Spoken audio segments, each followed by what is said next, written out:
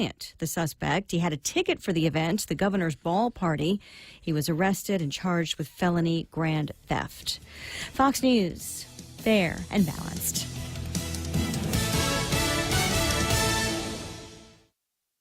On the next episode of Recipes for Disaster. So we've got our neighbor Paul coming over tonight for a barbecue, which is why I prepared a delicious lemon rosemary steak marinade from my special collection of old family recipes. To make sure the steaks are extra tender, I left them marinating out on the counter overnight, just like Nana used to. Maria may mean well, but without food safety, it never ends well. Always thaw or marinate foods in the refrigerator at 40 degrees Fahrenheit or below, or you could make your friends and family really sick. Maria's neighbor Paul didn't think twice about the steak he ate until he was presenting his company's financial forecast to the board. That's when a sudden bout of food poisoning made it explicitly clear that profits weren't the only thing on the rise. Watch Recipes for Disaster at foodsafety.gov. You'll learn the right steps as Maria does everything wrong. Brought to you by the USDA, HHS, and the Ad Council. Israeli Prime Minister Netanyahu making his first White House visit since the president recognized Jerusalem as Israel's capital. Mr. President, I just want to say thank you for your leadership. And thank you for your tremendous friendship. President Trump says he thinks there's a good chance for Mideast peace. The biggest difficulty that anybody's had, you look over 25 years, nobody could get past, number one, Jerusalem. They couldn't get past it. We've taken it off the table. So this gives us a real opportunity to do peace. He's sticking to the plan for moving the U.S. Embassy to Jerusalem, says he hopes to be there for the expected opening in May. More outreach between North and South Korea. Top officials from South Korea met and had dinner with North Korean leader Kim Jong-un in Pyongyang on Monday. It's the first time officials from Seoul have met with 34-year-old Kim. It follows meetings in the South during the recent Winter Olympics with South Korean President Moon and officials from the North. On the agenda, improving inter-Korean ties, laying the groundwork for a possible summit between Moon and Kim, as well as talks involving Washington and Pyongyang, and, perhaps most importantly, the denuclearization of North Korea. In London, Greg Palcott, Fox News. The Amazon empire could include checking accounts. Offering checking accounts could have big benefits for Amazon, reducing fees it pays to financial companies and giving the Seattle retailer even more information about customers' income and spending habits. But the real prize for Amazon would be millennials, who are ripe for the plucking. A 2016 FICO survey shows that those aged 25 to 34 were 2 to 3 times more likely to close their accounts and switch to another institution than other generations. Fox Business Network's Jerry Willis. The Wall Street Journal says based on existing regulations, Amazon would not be the actual banker. I'm Lisa Brady, Fox News Radio. Chili's has the seafood you crave, the flavors you love, at a great price with our 3 for Me Lent menu. For just $15, you can get a beverage, fresh salad, and a Lent-friendly entree. First, choose from a refreshing Coca-Cola, iced tea, or Heineken on draft. Then enjoy a fresh house salad right before you indulge in your choice of a mouth-watering entree, like our spicy shrimp tacos, savory Cajun pasta with shrimp, or our flavorful grilled ancho salmon. Chili's 3 for Me Lent menu for just $15. Available for a limited time. Chili's. More life happens here. Security Title is honored to join in sponsoring Ray Gibson on The Point. Hafiday, my name is Jesse Cruz from the village of Maina, and this is where I start my day, listening to the voices of our community and sharing thoughts about issues that affect all of us. It all boils down to our people and our land. Protehi Tanomo, protect your land. When it comes to your family land, remember to call the professionals at Security Title, just like you call Ray Gibson in the morning. When the power goes out on Guam, the little things can become surprisingly big. Small comforts are often the things we miss most during a power outage. That is why Kohler built the fastest responding generator sets in the industry. Whether you are at home or away, a residential Kohler generator will enable you and your family to live life without interruption. Kohler gas, LPG, and diesel power systems are available from Morico Equipment, LLC on EPAL Road. Call 649-1946. That's 649-1946. Subway's got your fresh choices for Lent. Sink your teeth into the classic tuna or indulge in the mouth-watering greatness of our seafood sensation. Or try our tasty Veggie Max, a delicious vegetarian patty free of artificial colors and flavors. All our subs are served on freshly baked bread paired with vegetables, cut fresh daily in restaurants, and sauces that are sure to excite your taste buds. Visit any of our convenient locations today at Subway. Fresh is what we do. At Micronesia Renewable Energy, values matter. So all of their solar energy systems come with guarantees and the most value. No shortcuts, all quality. It's giving you that solar energy system at the best price. It's using highly efficient solar panels with typhoon-proven racking, built by highly skilled local technicians, so your system performs and saves you money. It's total peace of mind all the time. Not all solar companies are created equal. For experienced quality solar, it's MRE. Call 632-2613. MRE, the smarter choice.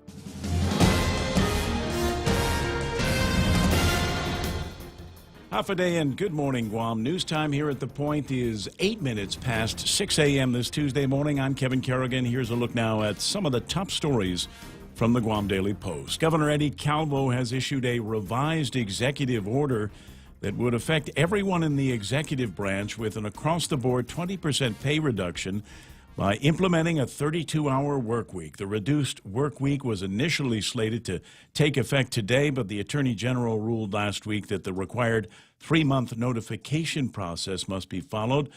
The revised executive order from the governor was issued yesterday. This time, the rollback of work hours and reduced pay will take effect in early June, 90 days from now. The order includes federally funded employees and those in autonomous agencies. That's just over 7,000 GovGuam employees who will be affected. The administration estimates that the reduced work week will result in savings of $1 million per pay period.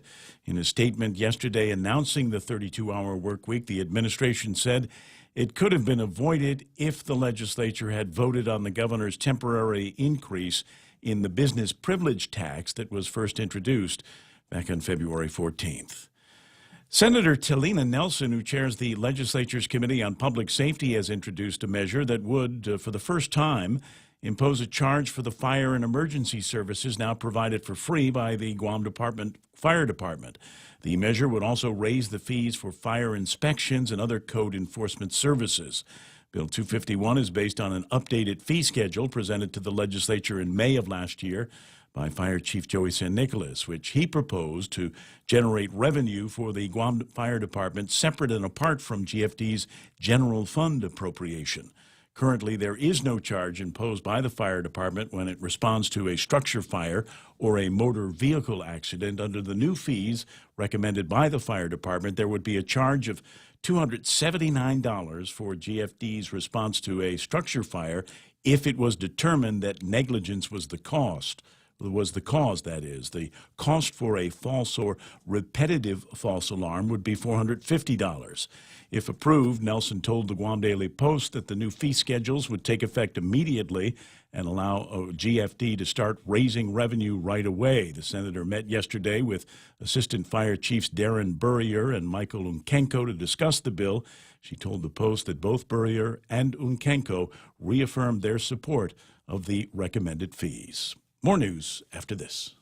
In illness and in wellness, Calvo's Select Care is health care that is there for you. That's why over 80% of the Guam medical community places their trust and insures with us. We offer our members wellness and fitness programs for a healthier lifestyle and provide a comprehensive medical network on and off island to help members from unexpected illnesses. Contact Calvo's Select Care today for more information. Wendy's welcomes the new Smoky Mushroom Bacon Cheeseburger, featuring smoky, sauteed portobello mushrooms, melted Asiago cheese, crispy applewood smoked bacon, and crunchy fried onions atop a juicy beef patty. For those craving the same great taste, Wendy's Smoky Mushroom Bacon Potato is also loaded with sauteed portobello mushrooms, cheddar cheese sauce, and crispy applewood smoked bacon. Here, for a limited time, get a delicious Smoky Mushroom Bacon Cheeseburger and Smoky Mushroom Bacon Potato today. Wendy's. Now that's better. News time at The Point is 11 minutes past 6 a.m. A defendant who is charged in what federal prosecutors describe as one of the largest seizures of crystal meth on Guam has pleaded guilty to 3 counts of meth possession with intent to distribute. Vincent Raymond Rios initially requested that the criminal charges be thrown out, alleging the court lacked jurisdiction. Rios and his girlfriend, 24-year-old Sue Ann Baker, were arrested in November 2016 after the couple picked up 2 mailed packages that contained 18.7 pounds of crystal meth. Authorities have said it had a maximum street value of $4.7 million. Baker pleaded guilty to a charge of illegal use of communication facility by knowingly using the mail to distribute meth. She cooperated with authorities and said she and Rios went to Washington State where the drugs were purchased and sent the meth in packages that were shipped to a mailbox in Barragata. Residents going to the naval base can expect delays as Naval Base Guam today will conduct a force protection condition drill. The drill is designed to enhance the training and readiness of Navy security forces to respond to threats to installations and units and is a regularly scheduled exercise. Multiple entry control points will include the main gate. It'll be closed from 9 to 10 a.m. this morning. There will be no inbound or outbound traffic. From 10 a.m. until 2:30 this afternoon, all inbound traffic will be directed to post number 2, the commercial vehicle entrance near the Visitor Control Center. All outbound traffic will be routed to the back gate. Naval Hospital Gate will not be affected. For these stories and more, log on to postguam.com or pick up a copy of today's Guam Daily Post. Right now with the weather. It says here, partly cloudy skies, daytime highs today 60 degrees and overnight lows 40 degrees. All right, that's the weather at my dad's house. So what he's trying to tell me in the weather forecast today is that the Monday weather in Matthews, North Carolina today is as good as it's going to get for several days. It's going to get snotty here. 49 tomorrow, 57 down to 50 on Thursday, 54 on Friday. But by Saturday things ought to start warming up to 66 degrees. Thanks, Bob. For those of you that are a little bit closer to 13 degrees, let me tell you what we've got today. Partly cloudy skies and isolated showers. Northeast winds expected to be blowing up to about 20 miles an hour. But I tell you what, yesterday I was out in the afternoon, and I thought I felt wind a little bit tougher than about 20 miles an hour. Yeah, we had some pretty gusty gusts. Yeah, highs, 89 degrees. I felt the 89 degrees. That part, that was easy. I caught that there. Tonight, partly cloudy skies and isolated showers. Expected northeast winds to about 20 miles an hour again. An overnight low 76 degrees. Sun's coming up.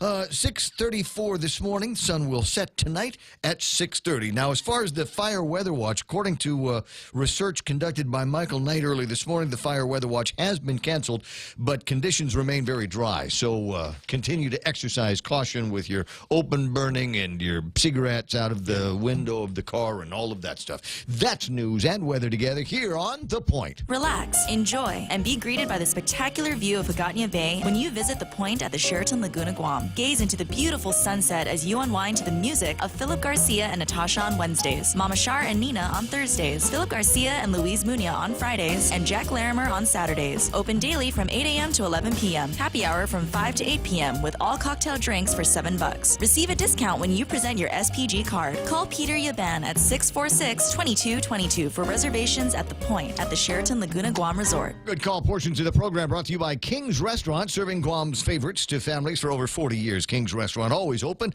always local.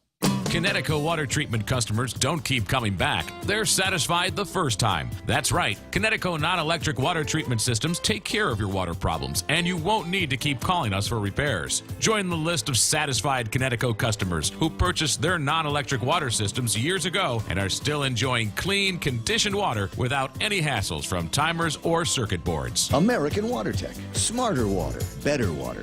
Call American Water Tech at 649-2301 or email them at info@AmericanWaterTech.com. Subway's got your fresh choices for Lent. Sink your teeth into the classic tuna or indulge in the mouthwatering greatness of the seafood sensation. Try their tasty Veggie Max, a delicious vegetarian patty. You hardly see those words together, huh? Delicious and vegetarian, free of artificial colors and artificial flavors. Just good stuff. Visit any of their convenient locations today at Subway. Fresh, it's what they do. At GTA, we believe you deserve better than home internet with hidden data fees. That's why all our internet plans are unlimited.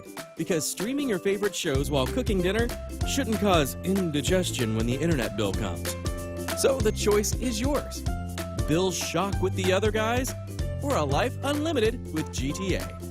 Say goodbye to hidden data fees and make the switch today. GTA, your island, your network.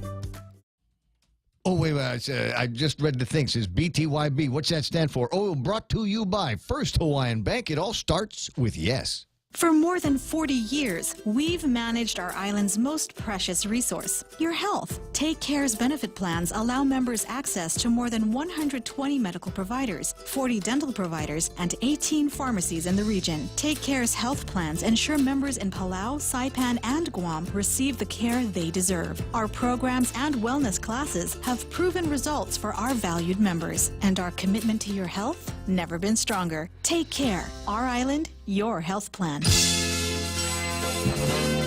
The Ray Gibson Show. Morning talk that matters. Call now, 888-TALK. That's 888-8255.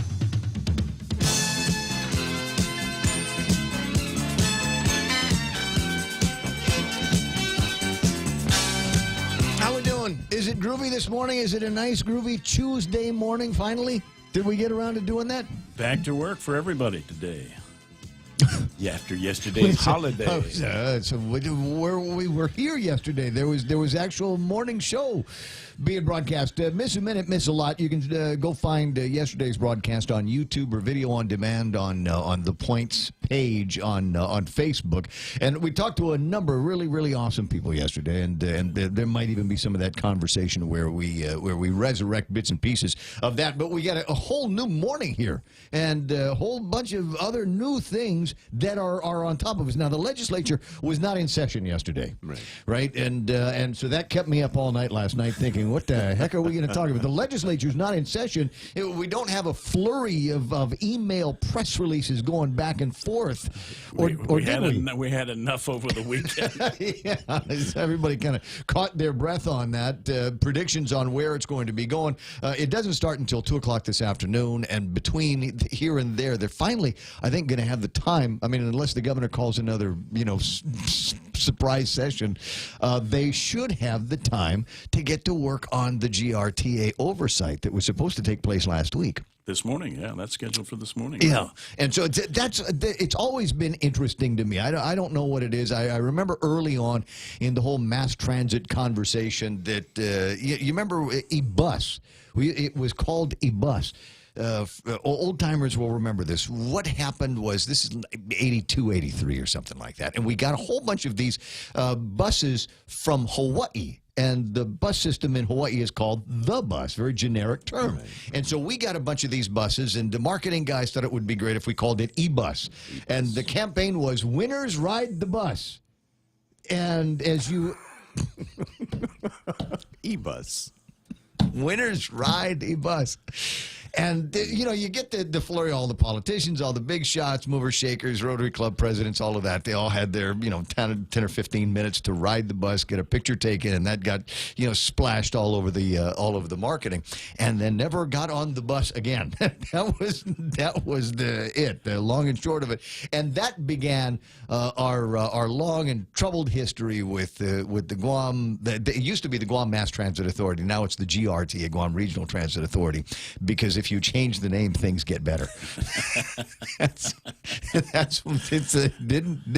You remember they tried that with the Department of Education, the GPSS. You remember? It was a Guam DOE, and then they changed it to the Guam Public School System because it was going to get better.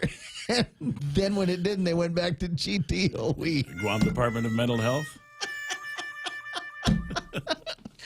I'm sorry.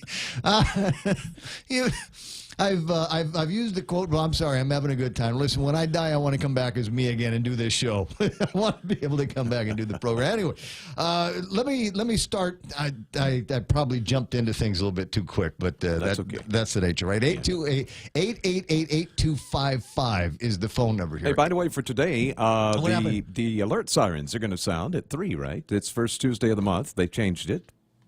Because it gets better if you change That's right. it. Yeah, that's right. See?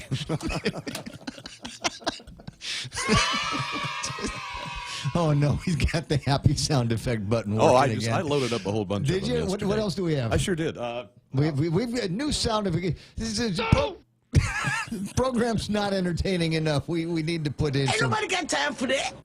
What's that last one? Yeah, that's a Ain't nobody got time for that. That's a famous video. Look up for that. Look for "Ain't Nobody Got Time for That." Look that up on YouTube, and there are several mixes. It goes back to a very colorful lady who was interviewed by a news station following a structure fire in her apartment complex. Oh, I remember seeing that. Ain't nobody got time for that. I remember that piece went viral. That was fun. That was fun. Okay. All right. We'll see if we got if there are places where we might be able to interject those in a humorous way into the program. So where was I? Phone number 888-8255 is how you can reach me on the telephone. Mike Knight gets it, and we'll put you on. There's a bunch of other ways to do this. The email address is raygibsonshow@gmail.com. I read every single email I get, even the long ones. I just tell you, even the long ones will get read. They might not all get read on the air, but I'll read them and see where your head is at on a few of the issues, and that will guide me on where I think my head needs to be on some of these issues. You can also find me on Facebook. We're doing Facebook live streaming every single morning, and it's nice that, as soon as the stream comes up, there's already a gigantic number of people. Keith Parsky, who's listening at the interior desk. Wow. No, is it? It's not in the interior desk. Keith, where the heck are you? I know he's in D.C. As opposed to the desk that's outside. No, there's... It is. I believe he's working. Is it the Interior or Insular Affairs? Insular Affairs is within the Department of Interior. Keith, tell me where you are. Old buddy James Howard is there. Sahara Defensor, one of the smartest people I know, has decided that she's going to include this as part of her daily routine. I see Andy Tadenko, Lou Sanchez there, and I've already told Lou to make sure Simon doesn't go too far away from the phone today, because it's possible that we might need to talk to him with regard to the governor's most recent executive order. I see my cousin Tommy Barcinas there, Greg Massey from the Department of Labor. Greg, you want to talk about stuff? H2Bs? H2Bs. Are we starting? I know that we've got some apps that have gone out, applications that have gone out for all kinds of jobs here. Any comments on Regine Lee's idea and measure that she has introduced now that would increase the fees? My guess is he probably likes the idea because it means there's additional money going into the Department of Labor. And, of course, the Manpower Development Front. Big Sister Shelley's awake. Nick's up. Adonis Mendiola, Mo Cotton. We're his new morning habit. I can tell because I see him here every day. And a whole bunch more. If I missed your name, I'll do this again later. But it's not just a question of I can see you, but I can see your comments on Facebook as well. What happens is typical of every conversation I'm in. I will be a part of it, but there's always a side chat going on the screen. So that's kind of fun to play around with as well. So where do we get to go in terms of topics today? As I said, the legislature goes back into session at 2 o'clock. To deal with the last piece of legislation that was sent down by the governor last week, and it looks like all of the other ones except for it now provides for meetings of the SES. It's funny that they're going back at 2 o'clock to deal with the 5th special session, and at 2:30, the 6th special session. So they have to get rid of what's in front of them. Okay, yeah. so they have not yet dealt. So they're not going to deal with the sixth one that I was telling you about with the SES until after they're done with the other one, which is the sales tax, right? It's correct. Okay. For those of you that are paying attention, if you're wondering, no, we haven't actually decided on anything yet. So if you took the day off yesterday from the media, and I understand, I totally get it. You haven't really missed anything. It's not like we've solved any of the problems. I don't think it's gotten any worse, but it certainly hasn't gotten any better. There's no actual conclusions, and I don't suspect there's going to be an actual conclusion today. Can I give you my clue why I don't think there's going to be an actual confusion today? Yeah, okay. Shelley says that Keith is over at Indian Affairs at the Department of Interior. Okay, gotcha. Feather or Dot? Probably the Feather. That one. would be Feather. Okay. But here's why I don't think we're going to see any conclusions in the next. First of all, we got to do public hearings. Exactly. Second of all, BJ's not here. Second of all, BJ's out of town. Not coming back until what, the 15th or 16th or something? Yes. He's not here. The legislature, I don't think, is going to make those moves without him. And if he's scaring the water for the majority of the Democratic Party and the leadership of the legislature, it's certainly going to be one of the votes that they're going to be counting on. My guess is that we're probably not going to see any action until he gets here. So Therese, Vice Speaker Therese, is going to have to deal with the withering fire that is coming from Adelup. It's a withering, just, you got to imagine like it's the Marines going up the hill during the war, with the Japanese on the top. Bah, bah, bah, bah, bah, bah, bah. So if you can hold out for just a little bit longer, then I think you'll be all right. Sahara writes to me this morning, thanks for the shout out. Your show makes brief writing and case prep at the last last leg of the workday go a whole lot easier. We don't get many holidays in Massachusetts. But what's the weather like out there? Didn't there supposed to be a big... Oh, the big northeaster that blew through there a couple days ago. Right, right. So does Massachusetts, there would be nor'easters there, right? Nor'easter. Yeah, okay. Well, stay as warm as you can while you're writing your briefs and doing all of that stuff. But I don't understand why you are not back home yet, Sarah. Bring your multiple levels of degrees, because frankly, I think it's almost time for you to find yourself a spot over at the legislature. Partly cloudy, 43. In Massachusetts. Yeah. Okay. Boston. Park the car and have a yard. Park the car. 6:28 in the morning.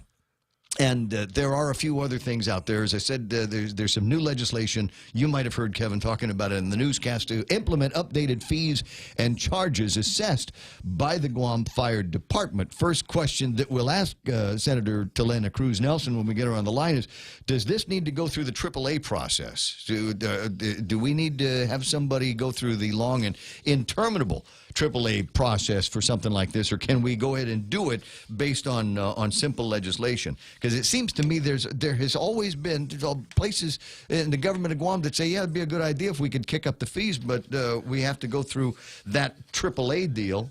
And that, frankly, I don't have a problem with that. That's there to protect me, because some of these fees you might think are going to be a little bit on the high side, considering they aren't charging for them now. So when the fire department rolls out to go and see you for a motor vehicle accident, get out your checkbook. $279 will be the proposed fee, and they anticipate making almost $200,000 a year just on that for serious accidents. And under serious, they put down 35 in 2016. The fee shoots up to $605. And frankly, there's a couple of other fees that we've got to get the answer to. Hazmat would be a $2,500 rollout. Quote, public service. And I don't know what that is. Is that when you called the ambulance to take Nana to get dialysis? I don't know. Or maybe it's when they have to be at a football game. Right? So that's $279 for that. They're currently not charging for it now, but they're looking at putting some of these fees in place here at some point. Fees that will be going up. Fire inspections, currently $30. The proposed fee is $147. If you need to get re-inspected, ka-ching, that would normally be another $30, but they're adding then $147 for reinspection fees as well. So try to get it done the first time.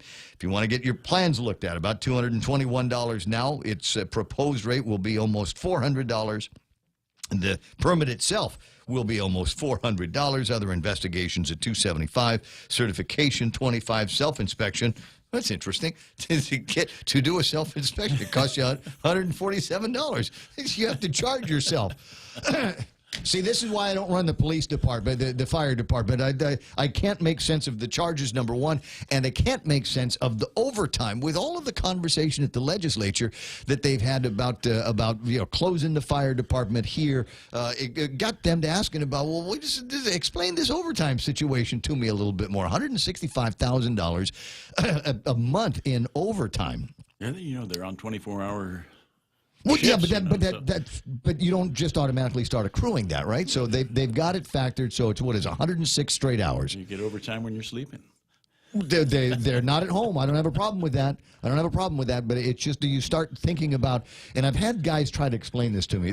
Tougher in Chinese mathematics, I swear. Figuring out how firefighters get paid, and then you get into overtime, and then you get into vacation, and your brain will literally explode. This is why the only person that can keep it in their heads is Joey Sinicolas and the public auditor.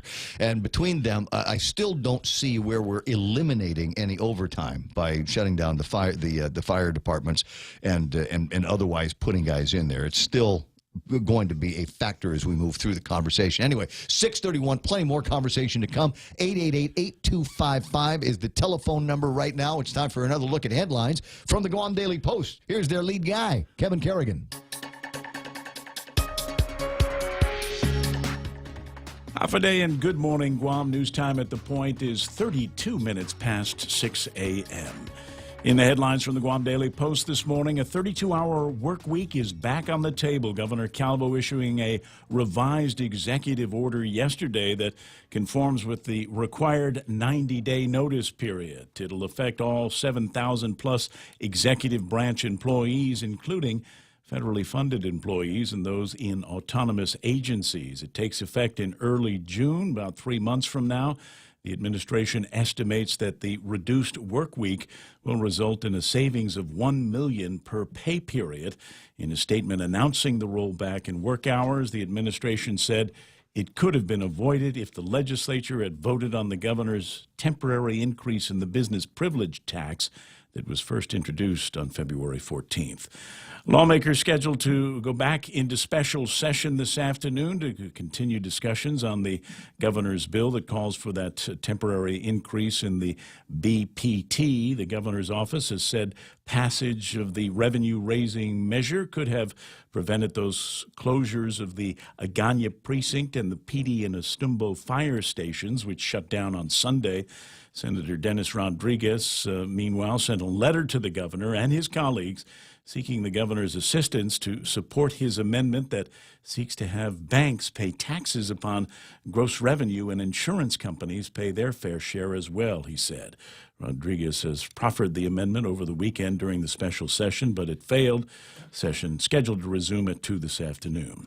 Don't be alarmed if you hear sirens this afternoon. The offices of Guam Homeland Security and Civil Defense, Naval Base Guam, and Andersen Air Force Base will be conducting a routine testing of vital communication and advanced warning system sirens today, beginning at 3:15 this afternoon. Residents can expect to hear pre-scripted voice messaging and 10 seconds of an air horn tone.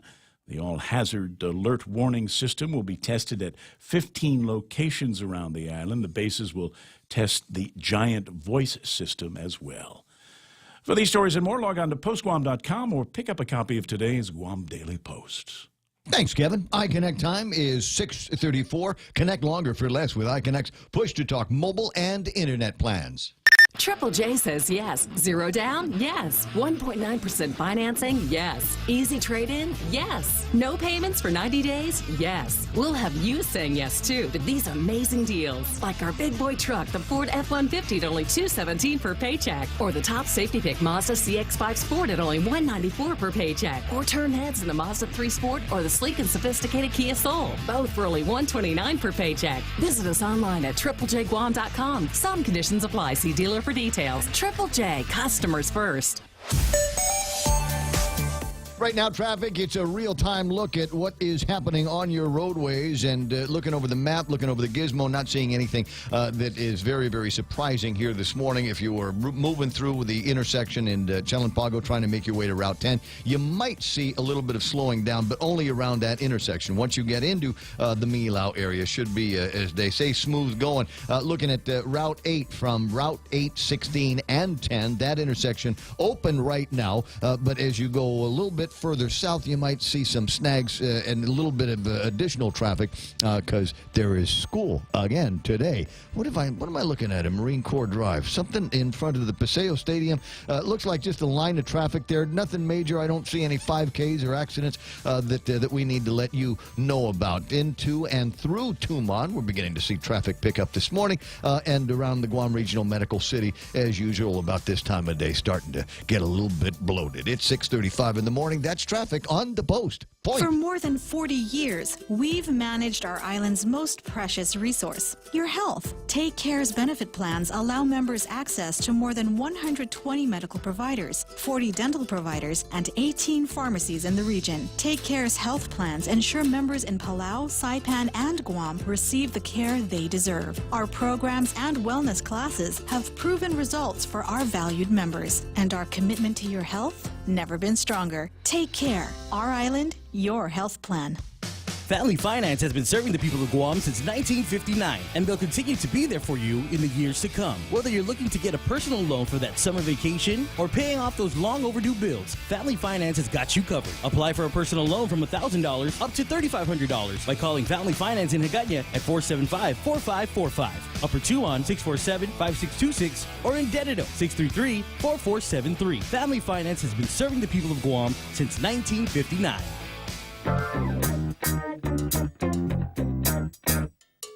The Ray Gibson Show. Call now. 888-TALK. That's 888-8255. Names starting to pile up on the online feed, and I see Michelle Pure is there, which is awesome. That's nice. Chris Schnabel, Brian Batista. We worked together once upon a time, and he's got the thing on. I was thinking about Michelle Pure, artist. Did you know that? No, I didn't. Yeah, she's actually a terrific artist. You can see some of her work hanging over at Moses, which we like going to. It was a nice place. Didn't go there last night. Went to Capricciosa instead last night, and I enjoyed for the first time. And I, if you know me, then you know this is the way I am. I go into a restaurant and I order the same thing every time I'm in that particular restaurant because I know it's good. I know I'll like it. I know I'll enjoy it. So when I go to Caps, it's a couple of cold ones and a pizza because I love the way they make pizza. Couple of cold whats? Cold ones.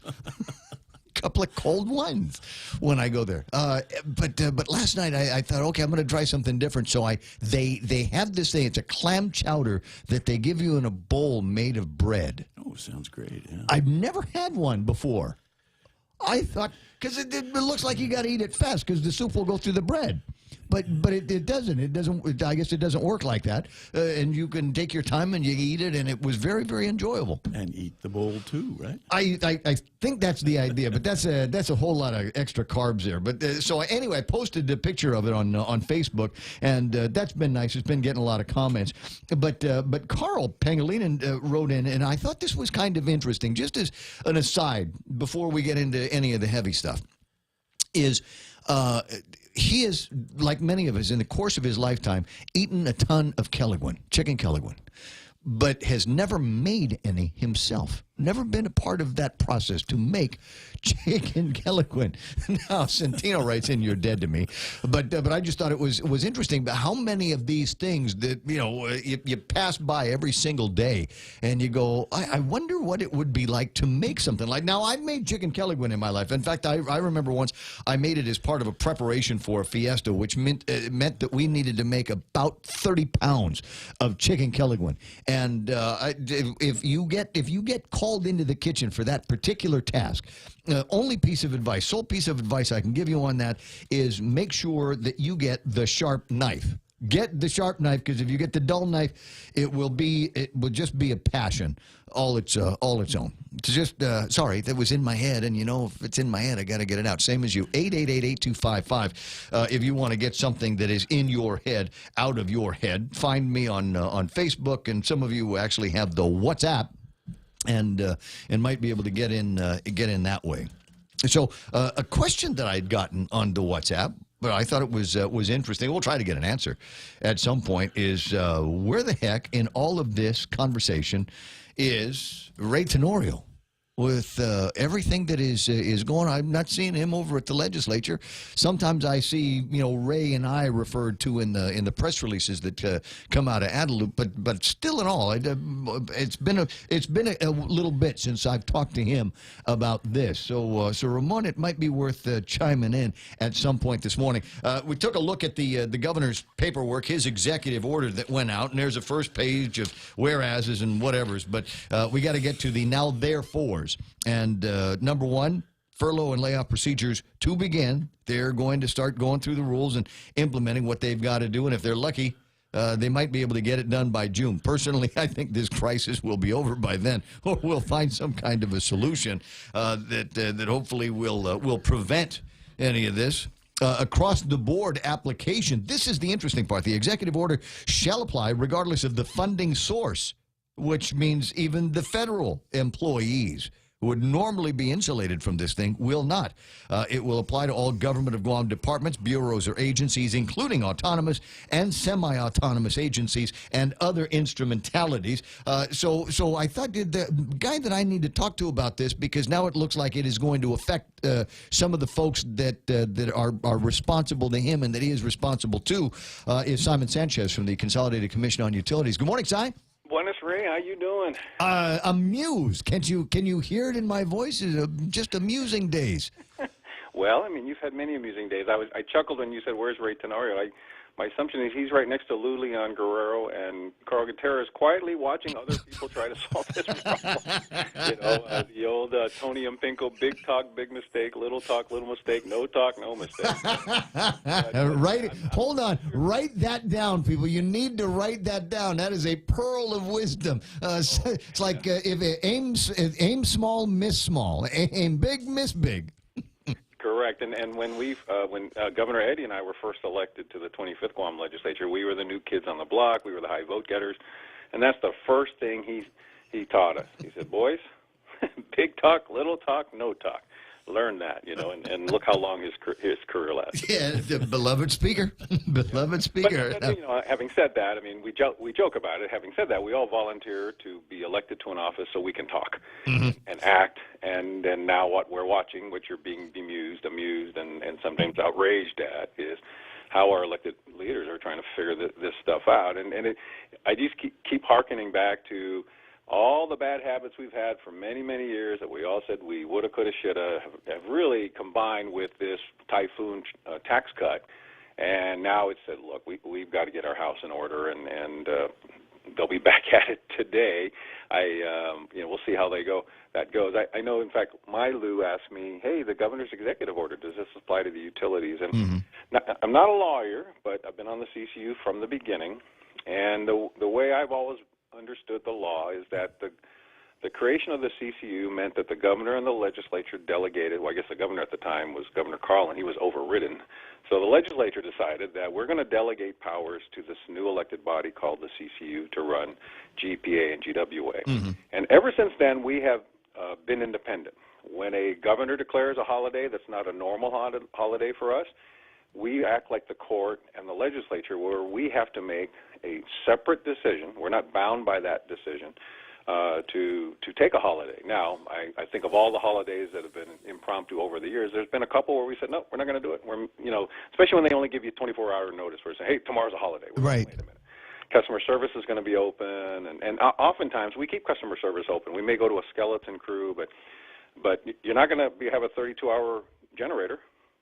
The lights are going to stay on. The water wells are going to pump. You're going to have a full crew man the utilities, and it's never gone to court. But we get no money from the general fund. We don't have a financial crisis. We are credit worthy. We have money in our bank. We pay our bills. Don't say you have money in the bank. They'll want to borrow it. Si, they'll want to borrow it. They just say, we don't have any money in the bank. We're broke. Well, we're not going to loan. No, we would never loan them money. That would violate the bond covenant. Oh, there you go. What we're saying is we're a 24/7 operation like the police, the fire, and the hospital. And people want their power all the time. They want their water and they want to be able to use the restroom all the time. And our job is to provide that service. And since we're not fiscally impacted, we've already done things like cut overtime. We've gotten smaller. We've been a history of getting smaller. So I think we're a lean, mean fighting machine. We have plenty of work to do, and I would be surprised if my colleagues said, let's go to a 32-hour work week. There's no financial reason to do it.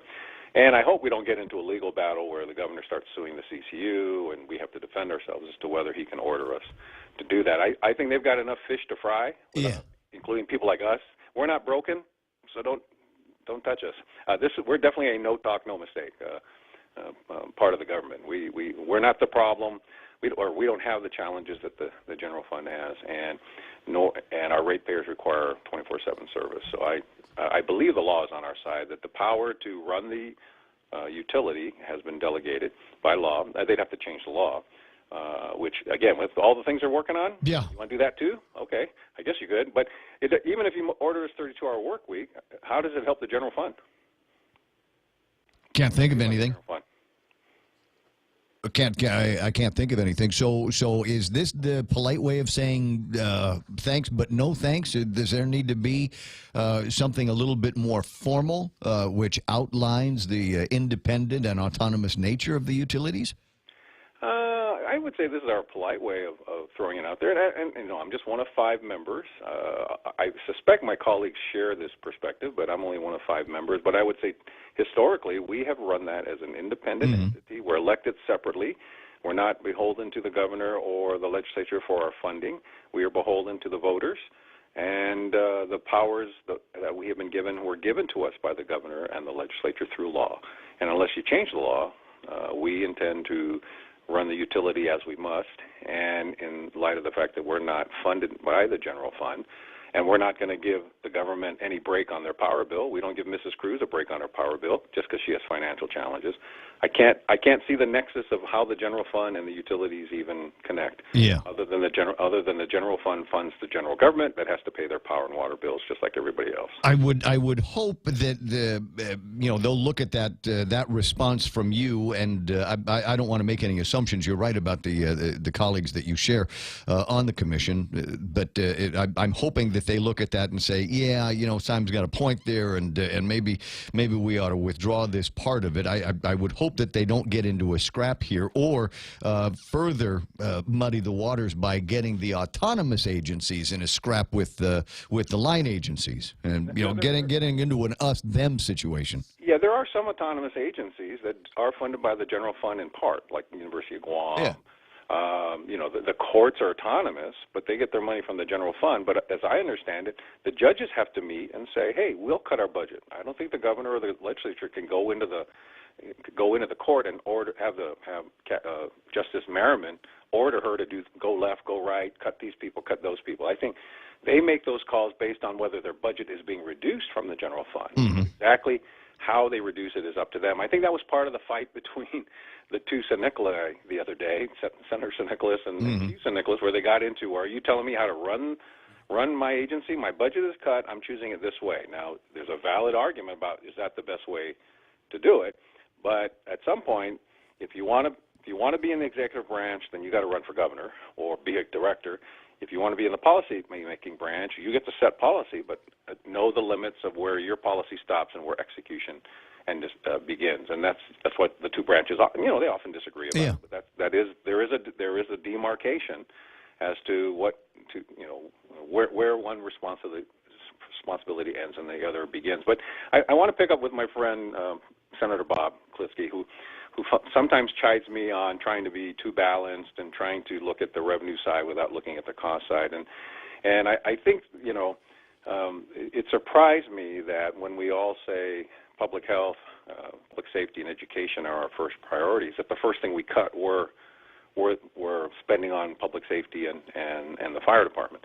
And that surprised me, whereas I think you could look at a number of other agencies Or if you look at it the way I think Senator Bob, the Speaker, have a similar bill, you fund the big three: public safety, education, and public health. Mm-hmm.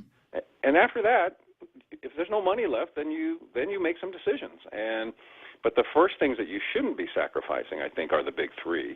But you know, I don't think you're going to get too much disagreement from anybody around here. Certainly, if you take a look at the editorials this morning, neither one of them are giving Eddie any decent press for his decisions to make those cuts at a couple of fire stations in the Agana precinct. Right, but the challenge is, and I think this is the other side of the coin, and this is why it's taking so long, is, you know, I hear the legislature look at a lot of things, but frankly, to me, a lot of them are very small potatoes. So, I mean, if you want to get rid of all the directors and shut down the governor's office and the legislature, even if you... No, that's just Dennis. That's not the legislature. I'm sure that he doesn't speak for the body on that point. True, but all the suggestions I'm seeing there are, at the end of the day, my testimony from 4 weeks ago still stands up. It still says you may have to do a small increase for a short period of time, but you're going to have to cut. And I think people, the one thing that I'm hearing out there is people want a commitment to change from our elected officials on the spending side. I mean, if they have to hold their nose on the revenue side for a while and for a little bit, that's one thing. But I think people are saying it's time to watch our diabetes, watch our blood pressure. It's time to do all those things we said we should have, would have, could have done. Now's the time, and we're tired of having this same movie played over and over again. You know, now we're the ones that elect the same people that seem to repeat the movie, so we're part of that problem. We the electorate. But I do hear people out there saying, "Busta, you guys, come on." It's time to tighten the belt, and that's what we got to do, especially if you're going to ask me to pay more, then you got to tighten. And I really like the bill that the Speaker and Senator Bob had introduced before and co-sponsored before, that you break them into the 3 tiers, and you fund the first tier, and then you look at the second tier, and if you run out of money for the third tier of agencies, you run out of money. And there's like 30 or 40 little agencies that you wonder, do you still need them? Or if you can't afford them, then that's the first ones to go. And I hope and I hope the governor and the legislature. I don't like the games. I understand the gamesmanship. Oh, it's your fault. No, it's your fault. No, I'm doing this and you're doing that. But you've got an opportunity now, and you've got an opportunity with the budget in 6 months. And Senator Uggan has a bill to reorg the government. Now, if they can use Budget 19 to implement the reorganization, and forget that you're running for this or running for that. This government needs to be restructured and reprioritized and cost cut to fit into a new size, 32 instead of a 36, right? The tax cut, and we know it'll be better for us in the long run. And I think we need to start talking about some of these agencies we've just sort of had for a long time. And I have a dear friend that works at the Department of Energy, but I'm sitting there going, the Department of Energy, what do they do? I'm at Guam Power Authority. We can meet with those guys. We're the Department of Energy, frankly. We're doing the renewables. We're doing the power. Well, and the one that I've tossed out recently has been the Commission on Decolonization. I mean, it's not a big place. It's not a massive spend. But if it's the difference between keeping the lights on, and apparently the lights are on at the Estumbo Fire Station. Clint Rigel, somebody did a story on that last night. But I mean, people in there and an active working fire station in Petey and Estumbo and the Agana precinct, then let's put that in mothballs. I mean, there hasn't been anything going on with the Commission on Decolonization for years. Well, I think you could have an argument about that, but you're right. Nothing should be. There are no sacred cows. But I'm surprised we're not having this conversation. If the overtime for the fire department has always been a challenge budgetarily because of the way they're paid, right? But nonetheless, if they need $4 million or $3 million, I forget what the number is, they need to cut because of the overtime, and they're trying to fit into their new budget, right? I don't hear any conversation at the legislature saying, okay, you need $3 million to not close those places, to keep policemen fully engaged, to keep you where you have to be. You need $3 million. Okay, let me go look for $3 million in the FY18 budget, the current budget, and when we come to the FY19 budget over the next 6 months, we're going to look at making sure you have enough money not to close those stations. I think that's the way the conversation should be going. I mean, they're forced to cut because they're getting less money, but if they're given more money, they don't have to cut. But that means the people controlling the money, which is the governor and the legislature, and really the legislature sets the first priority as they're the budgeters.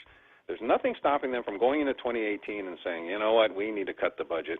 because we don't have the revenues that we thought we had when we passed the 2018. You know, there's a thought that's in my head, and it's probably been tried before. I know they tried it in Washington, D.C., where they'd put together a blue panel commission, bring in some of the economists, some of the big thinkers, some of the real good public administration guys, and form a committee, and then have the committee present to the body, these are our recommendations.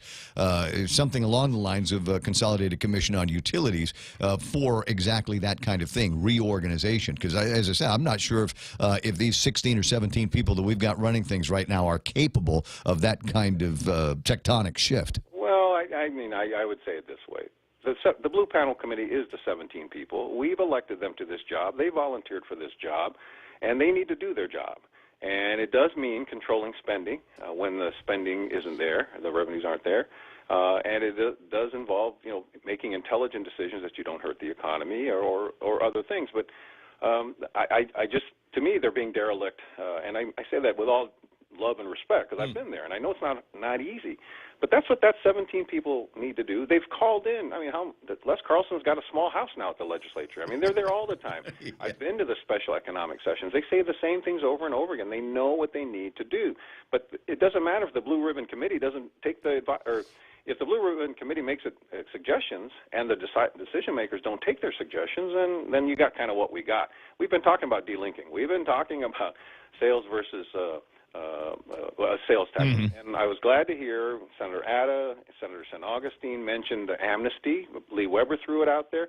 So there's a lot of people throwing out a suggestion. Now, how much more difficult would it be for the decision makers to think about and implement amnesty? We don't need to convene another committee. We've got plenty of committees, and they're making plenty of recommendations, and many of them are exactly the same that we've been making for years. Eat better, stop drinking, stop smoking. Yep. Get some exercise in. I'm with you. I hear all of the things. We'll obviously continue the conversation and see if we can get this patient out of triage and into some kind of long-term treatment. I'll see you pretty soon, Si.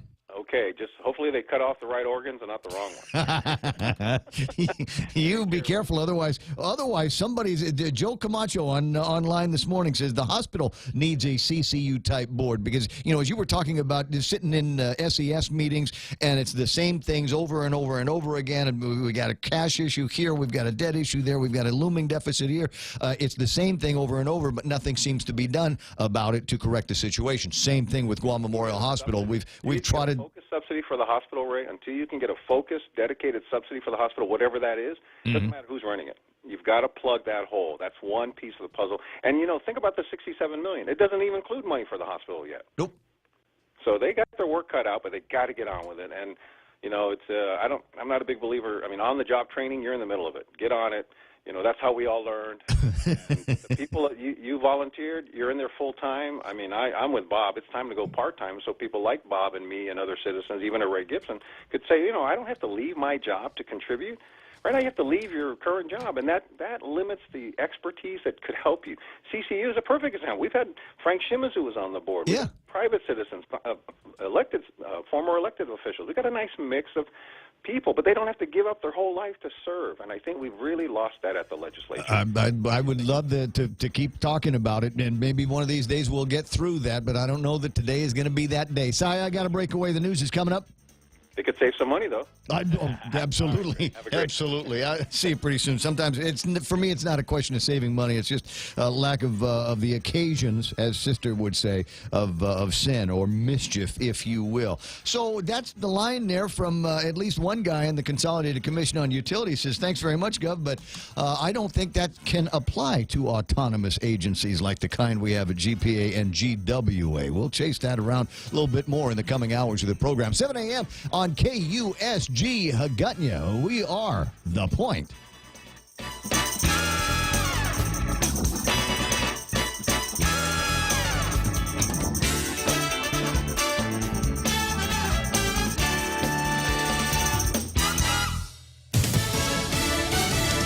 Do your job. I'm Lisa Brady, Fox News. That message from the White House to Congress on a solution for the immigrants known as Dreamers. Both Republicans and Democrats don't disagree on most of the merits of this legislation. The fact that they can't actually come together and get something done is pathetic, and now they're using the courts as an excuse. They need to come to work and actually do what they were elected to do. White House spokeswoman Sarah Sanders moments ago, there have been protests near the U.S. Capitol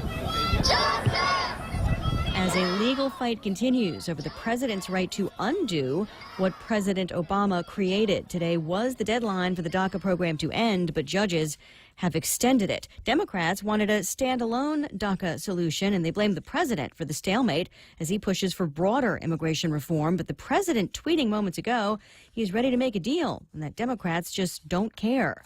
The Florida Senate nearing a final vote on raising the minimum age to buy long guns in the state to 21 after the high school shooting in Parkland. Our state leaders must enhance the safety and security of our schools. Ryan Petty, whose 14-year-old daughter was killed in the shooting, among the parents pushing for passage of the bill. And we need the help of everyone touched by our tragedy or legitimately afraid for our children to make sure these tragic school shootings stop. The current bill would also create a school marshal program allowing teachers to carry firearms.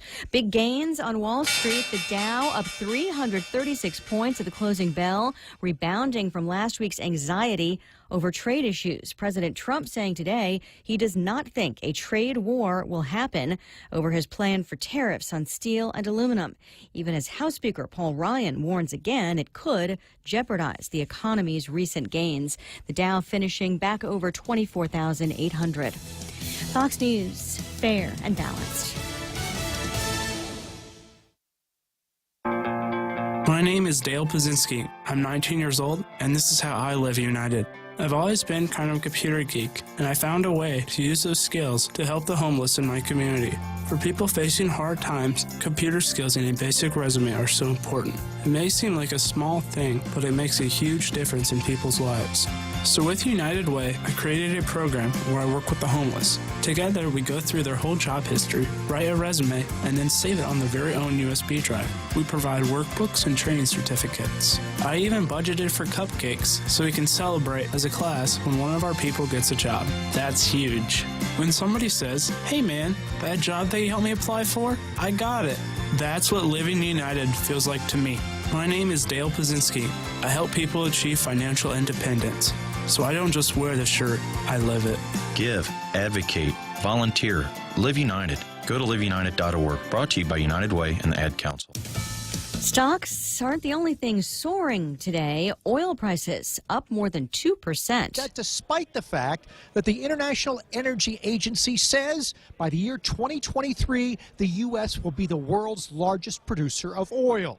Phil Flynn of the Price Futures Group and Fox Business. You buying it? I'm buying the fact that we will at some point be the world's biggest oil producer, but that doesn't help us today when our supplies are falling at a dramatic pace. If you look at the oil prices reaction, they're like, thanks a lot, that's good for 2040, but what about next week and the week after? Supplies in the U.S. are tightening very quickly, and we need every drop of oil we can get. On the floor of the CME in Chicago, I'm Jeff Flock. Fox News. You can hear more about the U.S. and oil and an energy meeting kicking off today in Houston on the Fox News Rundown podcast tomorrow morning at foxnewsradio.com. Pharmaceutical executive Martin Shkreli is being told to hand over millions of dollars in assets, including a rare rap album. In light of Shkreli's fraud conviction, it was something South Carolina Representative Trey Gowdy asked him about at a 2016 congressional hearing. We can even talk about the purchase of is it Wu-Tang Clan? Is that the name of the album? Today, a New York judge ruled Shkreli would have to give up that one-of-a-kind album, Once Upon a Time in Shaolin, that Shkreli said he bought for $2 million. He also must turn over $5 million in cash, a Picasso painting, and another rare album by rapper Lil Wayne. Shkreli, who will be allowed to appeal the forfeiture, is set to be sentenced for securities fraud this week. In New York, Gernal Scott, Fox News. Last night's Academy Awards show ranks as the least viewed Oscars ever. ABC just out with the numbers, saying 2018 Oscars averaged 26.5 million viewers. That's down from just under 33 million last year. Lisa Brady, Fox News Radio. Subway's got your fresh choices for Lent. Sink your teeth into the classic tuna or indulge in the mouth-watering greatness of our seafood sensation. Or try our tasty Veggie Max, a delicious vegetarian patty free of artificial colors and flavors. All our subs are served on freshly baked bread paired with vegetables, cut fresh daily in restaurants, and sauces that are sure to excite your taste buds. Visit any of our convenient locations today at Subway. Fresh is what we do.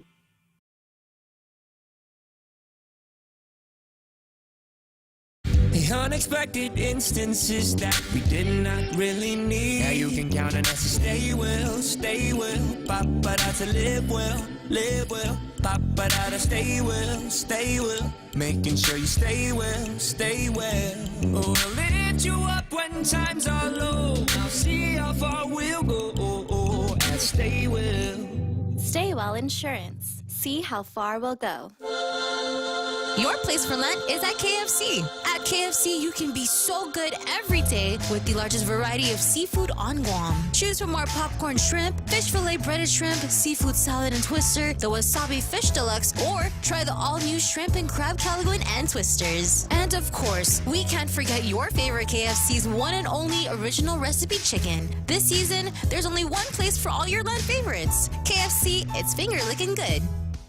Family Finance has been serving the people of Guam since 1959, and they'll continue to be there for you in the years to come. Whether you're looking to get a personal loan for that summer vacation or paying off those long overdue bills, Family Finance has got you covered. Apply for a personal loan from $1,000 up to $3,500 by calling Family Finance in Hagåtña at 475-4545, Upper Tuon 647-5626, or in Dededo 633-4473. Family Finance has been serving the people of Guam since 1959. $7 meal from Circle K. Get your choice of 2 Nathan's all-beef hot dogs or a half-pound Nathan's all-beef footlong, a big wrap bag of chips, and any size Polar Pop. That's a giant deal of a meal, all for only $7. Circle K. Take it easy.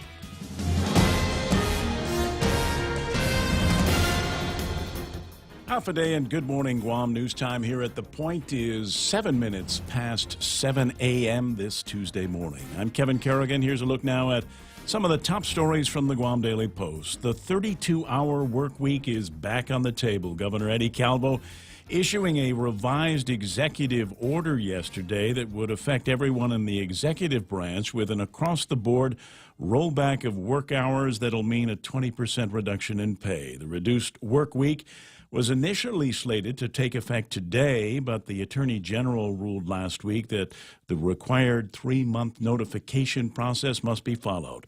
The revised executive order was issued yesterday. This time the rollback of work hours will take effect in early June, 90 days from now.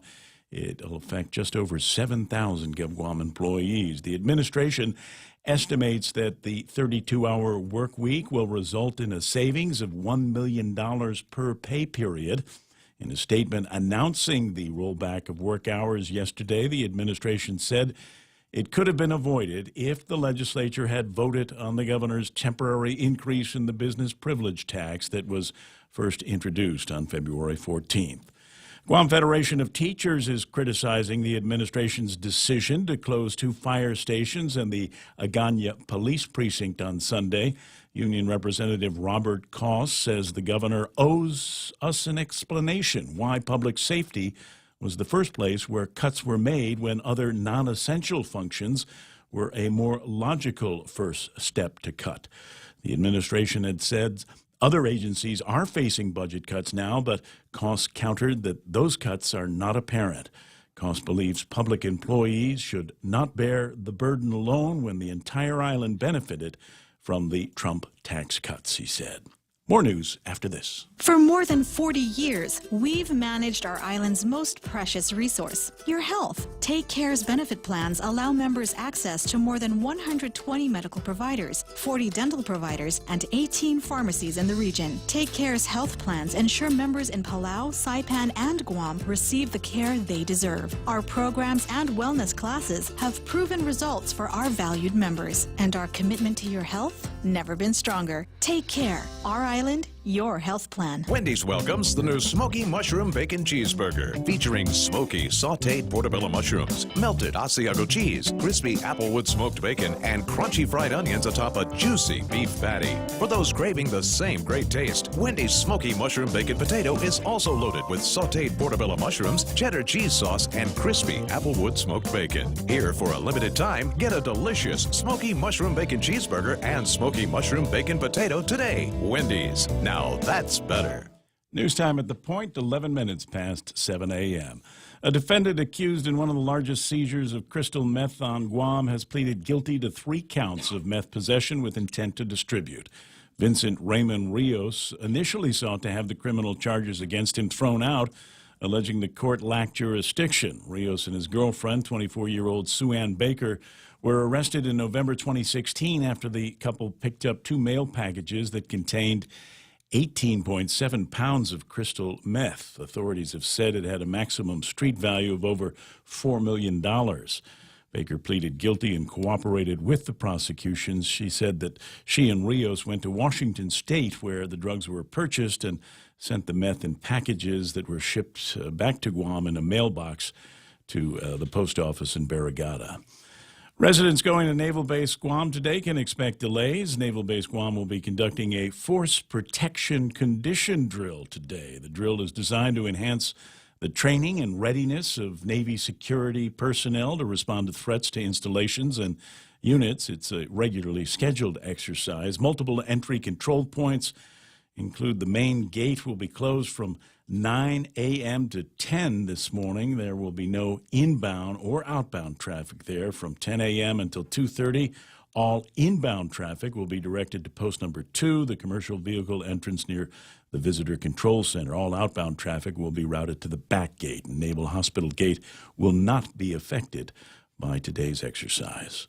For these stories and more, log on to postguam.com or pick up a copy of today's Guam Daily Post. Weather now with Ray. Yeah, as I was saying a little bit earlier today, we can expect more of the same kind of weather that we have been enjoying over the last couple of weeks, couple of months, as a matter of fact. Doesn't look like there's going to be much more than partly cloudy skies. Winds out of the east, about 20 miles an hour. Highs today, upper 80s, overnight lows in the mid-70s. Sunset tonight, about 6:30 tonight. Studio time on the point, 7:11. At Micronesia Renewable Energy, values matter. So all of their solar energy systems come with guarantees and the most value. No shortcuts, all quality. It's giving you that solar energy system at the best price. It's using highly efficient solar panels with typhoon-proven racking, built by highly skilled local technicians, so your system performs and saves you money. It's total peace of mind all the time. Not all solar companies are created equal. For experienced quality solar, it's MRE. Call 632-2613. MRE, the smarter choice. Thank you so much. Portions of this program are brought to you by King's Restaurant, serving Guam favorites to families for over 40 years. King's Restaurant, always open, always local. For over 55 years, Community First has served our island as a full-service financial institution. And now, we're proud to introduce the new Community First Student-Run Credit Union, open in Manila on Route 10.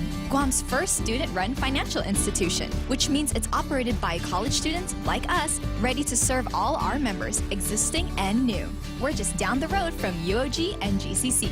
Community First Guam Federal Credit Union, now open in Manila. This credit union is federally insured by NCUA. It's important. You're buying property, you're selling property.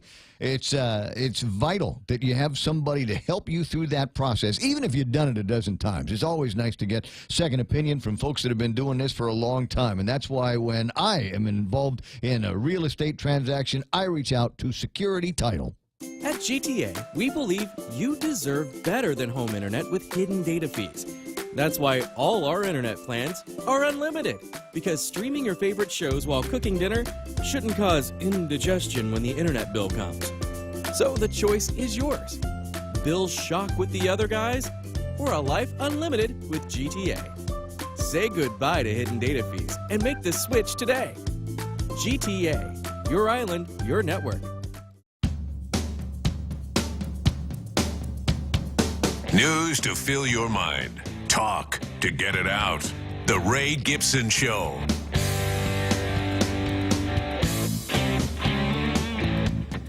And I've had this Samsung phone for weeks and weeks and weeks. I'm still at Bixby level 1.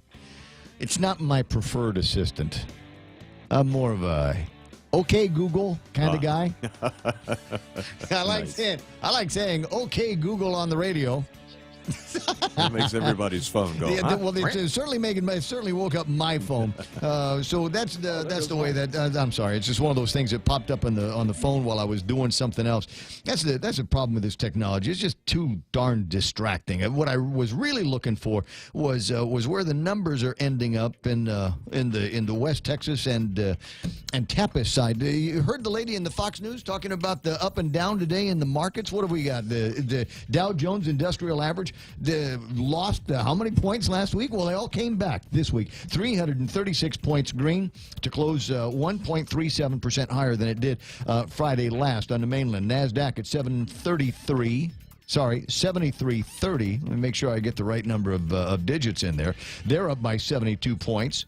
About 1%. S&P 500 at 2720. They picked up almost 30 points, another percent worth of gain for these guys. So everybody moving in the right direction. The misery index is crawling down.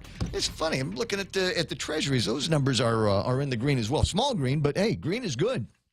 And so if a variety of equities are performing for you today, well, that's a good thing. Now, when the lady in the Fox newscast said oil prices are up, that perked up Kevin Kerrigan's ears, and he said, oh, is that bad? Not necessarily for us, because they're talking about West Texas crude, which is the stateside benchmark. And it's what you can look at it if you want to, as 62.60. And yeah, that number is up by significant from where it was just yesterday. Let me find out what it is. It's up by $2.20 for a barrel of West Texas crude. So yeah, that could make some kind of a difference to somebody. Not us. For us, it's Tappas. Tappas is at $65.43. Still more expensive than West Texas crude, but it's always going to be like that. But that number is actually lower by $1 than the last time I made that report. Oh, so the prices are going to go down at the pump then? No, I'm very careful about never making that prediction. There are certain predictions that you never, ever want to hear from me. Who's going to be the next governor of Guam? Don't bother asking. I called Trump just because I didn't want crooked Hillary to win. That's the only reason why I said Trump is going to win, because I was trying to put some energy off in that direction. But otherwise, that wasn't much of a prediction. Now, what was the other one? When did I last get one right?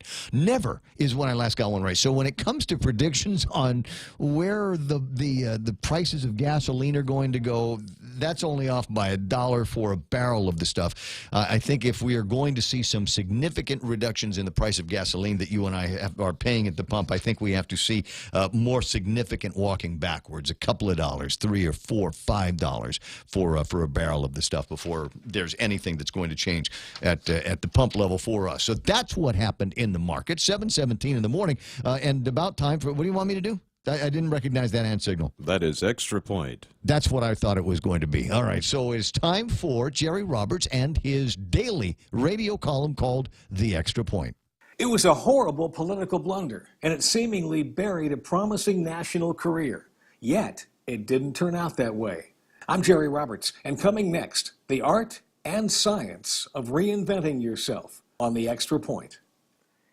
Bill Clinton, then governor of Arkansas and a rising star in the Democratic Party, was chosen to speak for 15 minutes on policy before endorsing Michael Dukakis as their 1988 presidential candidate.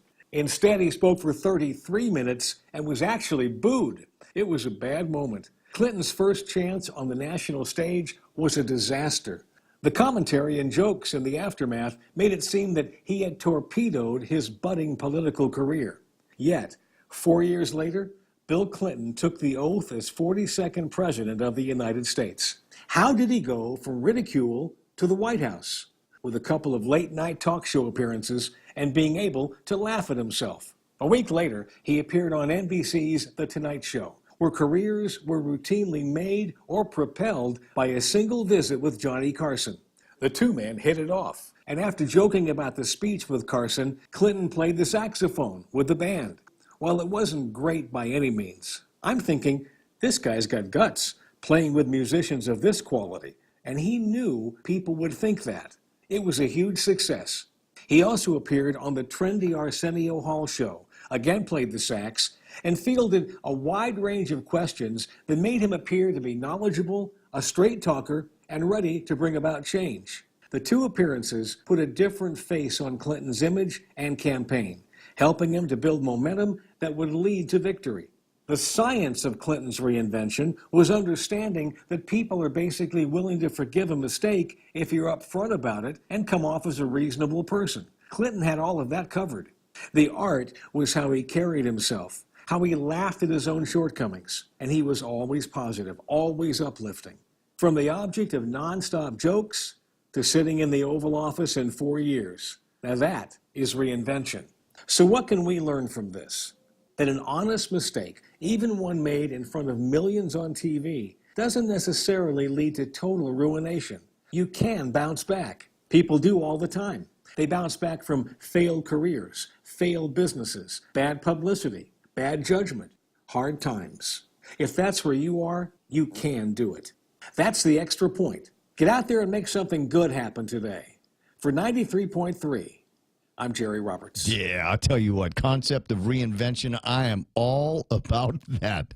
Hey, listen, it was a once upon a time that I explained to my children in almost a dreamlike state that, I used to play records on the radio, and now I'm talking on the radio. 20 after 7 o'clock in the morning, that's the extra point with Jerry Roberts. If you'd like to find that online, you can go to JerryRoberts.com, GuamTraining.com. And if that's too hard to remember, thepoint.gu, and then underneath on air, just click on that and Jerry's profile page will pop right up. At 7:21, be right back. Relax, enjoy, and be greeted by the spectacular view of Hagåtña Bay when you visit the Point at the Sheraton Laguna, Guam. Gaze into the beautiful sunset as you unwind to the music of Philip Garcia and Natasha on Wednesdays, Mama Shar and Nina on Thursdays, Philip Garcia and Luis Muñoz on Fridays, and Jack Larimer on Saturdays. Open daily from 8 a.m. to 11 p.m. Happy hour from 5 to 8 p.m. with all cocktail drinks for $7. Receive a discount when you present your SPG card. Call Peter Yaban at 646-2222 for reservations at the Point at the Sheraton Laguna, Guam Resort.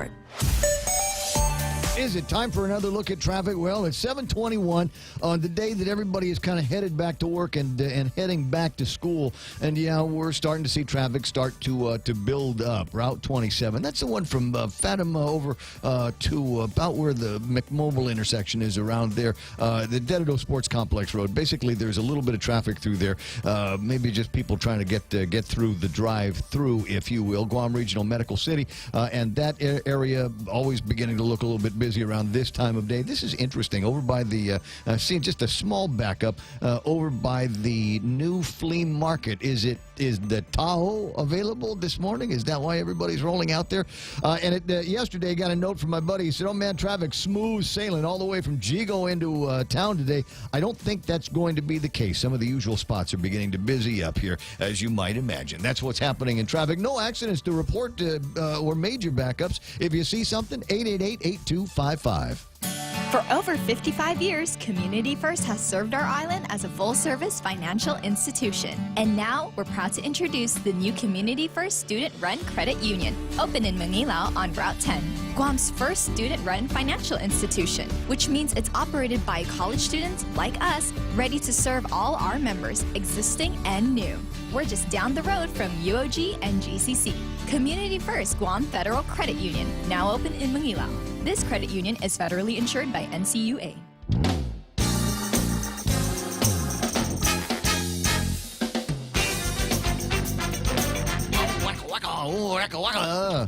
I wonder if there's going to be another request for attention at the Attorney General's office this morning. Hi, my name is Ray Gibson. Welcome to the program. Excuse the mess. If you just tuned in and wondering, okay, what frivolity, what shenanigans did I miss early in the program today? Just, the usual hello, Haffaday, how you doing? And then a little bit of time with Simon Sanchez in the last hour of the program. And it's always fun to talk to Si about any number of things, but in this particular case, this is something that might actually affect his work, not the work over at the laundry. It might actually affect some of the things that they do at the Consolidated Commission on Utilities. I'll back up a little bit further for you. There is now a new executive order there for Eddie Baza Calvo, with the authority vested in me by the Organic Act And laws of Guam do hereby order and direct as follows. Number 1, furlough and layoff procedures to begin in accordance with the requirements of Appendix H of the DOA Personnel Rules and Regulations, subsection K, if you want. The Department of Administration shall begin the furlough and layoff procedures to set forth therein. Now, it sounds scary to hear it said like that. We're getting there. We're going to start the layoff procedures and set them forth therein. If they started today, we wouldn't see the first problems and employees getting rattled until June. There is so much that needs to be done here that it's not going to happen anytime very, very quickly. And that's the idea. That's the idea behind this these furlough procedures. It is the nuclear option, and you better be very sure that you want to push that button. And we've gone to the line plenty of times. We've gone right up to the line. But it seems to me that, I don't know. I see what they're doing, and June, that's a long way off. This is one of those things we'll just kind of watch. And maybe something will come up between the legislature and the governor. Maybe Trump will send over a bucket of money. I don't know. I could hear Donald Trump. What do you need, 67? Oh, 67? I'll tell you what, we'll send 70, and it'll be bigly. We'll get money to Guam and rescue our territories. Just like he said that tourism would surge last summer in the wake of the Korean threats. Was he talking about Guam or somewhere else? And across-the-board applications, this is why I called PSI. Across-the-board application, the executive order shall apply regardless of the funding source, and there's question marks on that one, to all Government of Guam departments, bureaus, or agencies, including autonomous and semi-autonomous agencies or other instrumentalities of the executive branch of the Government of Guam. Everybody is the same except when they're different. In the case of, say, GPA, GWA, they are autonomous agencies of the Government of Guam. However, to be lumped into this, I had Simon on the line, and Simon was making that noise like, hey, Gov, number one, it ain't going to help anything if we go to a 32-hour work week. What benefit is that going to? We don't get any money from the general fund. We kind of sustain our own operations around here. So I don't know if you need to be talking about us going here. Now, he made a couple of points, and it was just the way Simon says things. He says, it's never been tested. It's never been taken to court. It's never come up before. Well, we have 3 months to test it, right? Well, and that's why I'm wondering, after hearing that. Now, he's only one guy on the Consolidated Commission on Utilities. It doesn't matter how much sway you think he holds there. He's only the one guy on the Consolidated Commission on Utilities. There are other members, but generally they're an independent function of our government. Independent of the legislature, independent of the governor's office. They can do about whatever it is that they want to, and I think if it came to bullets, they'd hire their own lawyer and see if their lawyer can beat up Eddie's lawyer on a case like this. But isn't this latest order in conformance with the Attorney General's opinion from last week, which required that any reduced work hour or furlough be applied uniformly across the board to everybody? Well, but was she specific when she said that? Did she say that autonomous mean agencies? autonomous I don't know. agencies? So sometimes plain reading is what's the language that was there, what's the language that was not there, and if it's not there, then maybe there was a reason why that was the case. I don't recall seeing anything in there about it applying to autonomous or semi-autonomous agencies. I think there was something in there about applying to everybody, though. So we'll look in the inch-thick stack of paperwork that both of us have got as journalists and newsies and commentators on all of this stuff, but we'll see. It might be ripe for some kind of opinion from her to find out whether or not the government, with the powers granted him, vested in him by the Organic Act, can actually do something like that. The semi-autonomous agencies, we'll wait and see. 7:28 in the morning. Got a couple of notes here from the team that's watching on Facebook. James saying maybe we ought to send out a public challenge to the gubernatorial candidates on how they would solve our current financial crisis. Yay for that. I guarantee that there are opinions. You know who's on this chat every day? He doesn't say anything very much, but Carl Jerry Gutierrez are on the Facebook thing. And my guess is that if we pressed him, I'm sure former governor and candidate Carl T.C. Gutierrez might be able to give us some ideas on how he would resolve this particular crisis. He wasn't awake earlier. He was awake. No, he's up. Carl don't sleep, man. Yeah, he's like, oh, there's that Mike guy. Carl don't sleep. He's awake. Trust me on that one. He's watching. That's what's going on. So we'll see. Now, I did ask the question earlier because there's people that are coming to me like I've got an answer, and they say, Ray, where's the other Ray? Where's that Tenorio guy? See, he's a cop, man. There's a guy that really should have very strong opinions about shutting down the Agana precinct. There's somebody who's got some stripes in the realm of public safety who really ought to have some thoughts, some very strong feelings about shutting down Estumbo and Petey. We asked for a comment yesterday, and you have it before you now. I appreciate that. See, this we're all thinking in parallel here. That's the great thing. And I'm going to say this again. If you are not buying and reading the Guam Daily Post on a daily basis, you are misinformed or uninformed. These guys have got it all. So, reducing overtime while maintaining safety is necessary more now than ever. But we will reopen these fire and police stations when the legislature provides our government with the revenues to keep our hardworking professionals in the facilities to protect, serve, and save lives every day. So just that statement there, leads me to believe that he's okay with the governor's decision to shut it down, and just because it'll be all right when the legislature provides our government with the revenues to keep the hardworking professionals in the facilities to protect, serve, and save lives daily. And I would ask him the same question I've been asking everybody else that Therese Terlai was asking the other day. Okay, let's say we passed one of the many bills that you've sent to us. Would there then be sufficient money right now to open things up? April 20th. That's right. Or May 20th, depending on when we finally get around to doing that. So there is the whole cloud of uncertainty here. So I know that's where Ray is. Yeah, like I said, we'll wake up the governor, even though he's not sleeping. Former Governor Gutierrez. Who else is running? Frank. Yeah. Frank's running, and Dennis and Lou. And Dennis. Luli. That's right. Lou Leon Guerrero. This is what we call her around the house, Luli. It's because it's short for Lou Leon Guerrero. Anyway, so we'll see what we can find.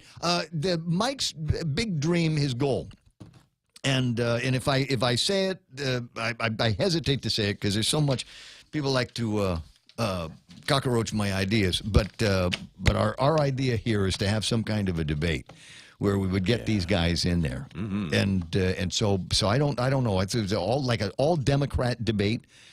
Because I mean, who's Ray gonna debate against? Right. Yeah. So we'll do like the whole thing. You want to do that? Let's do it and make the post. Do we have enough chairs? It's not even, no, we do it somewhere else. We'll do it. It'll be the Guam Daily Post and the Point radio station with the Democratic gubernatorial debates, paid for by PDN. How about we'll do it at the just gymnasium, get money from UOG. them. All right, wait a second. This is Kevin indulging me here. We're late for headlines again. Kevin Kerrigan from the Guam Daily Post. Half a day and good morning, Guam. News time at the point is 33 minutes past 7 a.m. In the headlines from the Daily Post this morning, a 32-hour work week back on the table. Governor Calvo issuing a revised executive order yesterday that conforms with the required 90-day notice period. It affects all 7,000-plus executive branch employees, including, we're told, federally funded employees and those in autonomous agencies. But here on the Ray Gibson Show this morning, Simon Sanchez of the Consolidated Commission of Utilities questioned whether that will apply to autonomous agencies like the CCU. The 32-hour work week takes effect in early June, 3 months from now. The administration says the reduced work week will result in a savings of $1 million per pay period.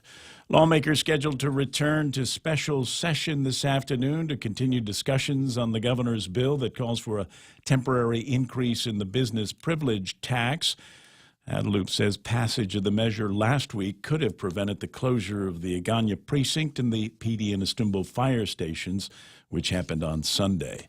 Senator Talina Nelson, who chairs the legislature's Committee on Public Safety, has introduced a bill that would impose a charge for the fire and emergency services now provided for free by the Guam Fire Department. The measure would also raise the fees for fire inspections and other code enforcement services. Among the proposed fees is a charge of $279 for responding to a structure fire if the fire was caused by negligence. The charge for responding to a serious motor vehicle accident would be $605. For these stories and more, log on to postguam.com or pick up a copy of today's Guam Daily Post. It's important that I tell you what time it is now. It's 7:35. That's iConnect time. Hop on over to iConnect and receive a free gift and automatic entry to win an iPhone X with every new 12-month plan from now until Easter. $7 meal from Circle K. Get your choice of 2 Nathan's all-beef hot dogs or a half-pound Nathan's all-beef footlong, a big wrap bag of chips, and any size Polar Pop. That's a giant deal of a meal, all for only $7. Circle K. Take it easy. Yeah, still don't see anything major. The usual spots are going to begin to snag and congest. 7:35 regular work day today. That means the buses are out there and there's a lot of cars out there. And so you're probably, depending on where you are, you're probably not going to get any relief until after you pass Golden Sea or until after you pass St. John's. That's generally the way things work as people are heading to school and to work this morning. Right now, traffic right here on The Point. As we journey through the new year, we here at APL continue to find ways to better deliver our island's resources with innovative and cost-effective solutions, lending our helping hands by carrying your freight safely from the U.S. mainland or anywhere in our global network. We humbly honor the opportunities to continue to work and connect with you and your business. We are APL, and we are here for you. Chili's has the seafood you crave, the flavors you love, at a great price with our 3 for Me Lent menu. For just $15, you can get a beverage, fresh salad, and a Lent-friendly entree. First, choose from a refreshing Coca-Cola, iced tea, or Heineken on draft. Then enjoy a fresh house salad right before you indulge in your choice of a mouth-watering entree, like our spicy shrimp tacos, savory Cajun pasta with shrimp, or our flavorful grilled ancho salmon. Chili's 3 for Me Lent menu for just $15. Available for a limited time. Chili's. More life happens here. So remember yesterday, a long time ago yesterday, when I read you the last paragraph of the opinion by the Attorney General on about whether the governor can call people into special session over at the legislature at will, 2 o'clock in the morning, 3-day weekend, that kind of thing. The answer from the Attorney General's office is yes, but without too much of a sequitur in her letter. She also quoted something that came out of a court case a long time ago, and I without giving too much of the citation, it was Pangilinan v. Gutierrez. And if anybody's got memories about those times, yeah, there was a little bit of contention between the two of them. Ben Pangilinan, the loyal opposition over at the legislature, and found himself at odds. Even when the Democrat majority at the legislature, Democrat in the governor's office, there's still opportunities for those kinds of odds to take place between the two of them. So, but at the end of the day, we still managed to get things done. So the question has been asked, what would Carl do? What would Carl do faced with the same problem that Eddie has got, $67 million shortfall before the end of the fiscal year? And I thought maybe we'll just ask him. How's Carl? Hi, good morning, Ray. Still the one? I'm very much. And is there, somebody told me that you got a thing tonight. Yeah, I hope we'll see our friends there tonight. Where's it at? At the gallery at the Hilton. Okay. All right. Nice group of people coming there. And is it big enough? You generally draw a crowd. No, this one is meant to be just right. Oh, like an intimate affair. Yes. Okay. All right. Well, hey, listen. If people know about it, if you want to go and get tickets, go find Carl or Jerry or Lily and cousin Fred, and they'll tell you what it is that you need to do. And I'm sure the conversation has been coming up from among people that you've talked to who say, "Hey, Gov, I know you listen to the radio and read the newspapers. How would you get us out of this mess?" Well, I noticed that there's a never-ending contention between the executive and the legislative. So the first thing I do is be really upfront as governor to let the legislature know exactly what our cash is in our accounts, because I don't think they're letting, it's a well-kept secret. And if I was going to really need cash immediately, and we're in dire straits as they say we are, and then certainly I would not be impacting on the top three tiers of our reason why we create government, and that's the health care and the public safety, and then the education. And I certainly wouldn't attack those areas first. What I would do if we really need to be able to do cash are the ones that the governor gets to appoint to the governor's office, to the lieutenant governor's office, and the executive direction itself in the governor's office has about a $5 million budget, as I was looking at the staffing patterns.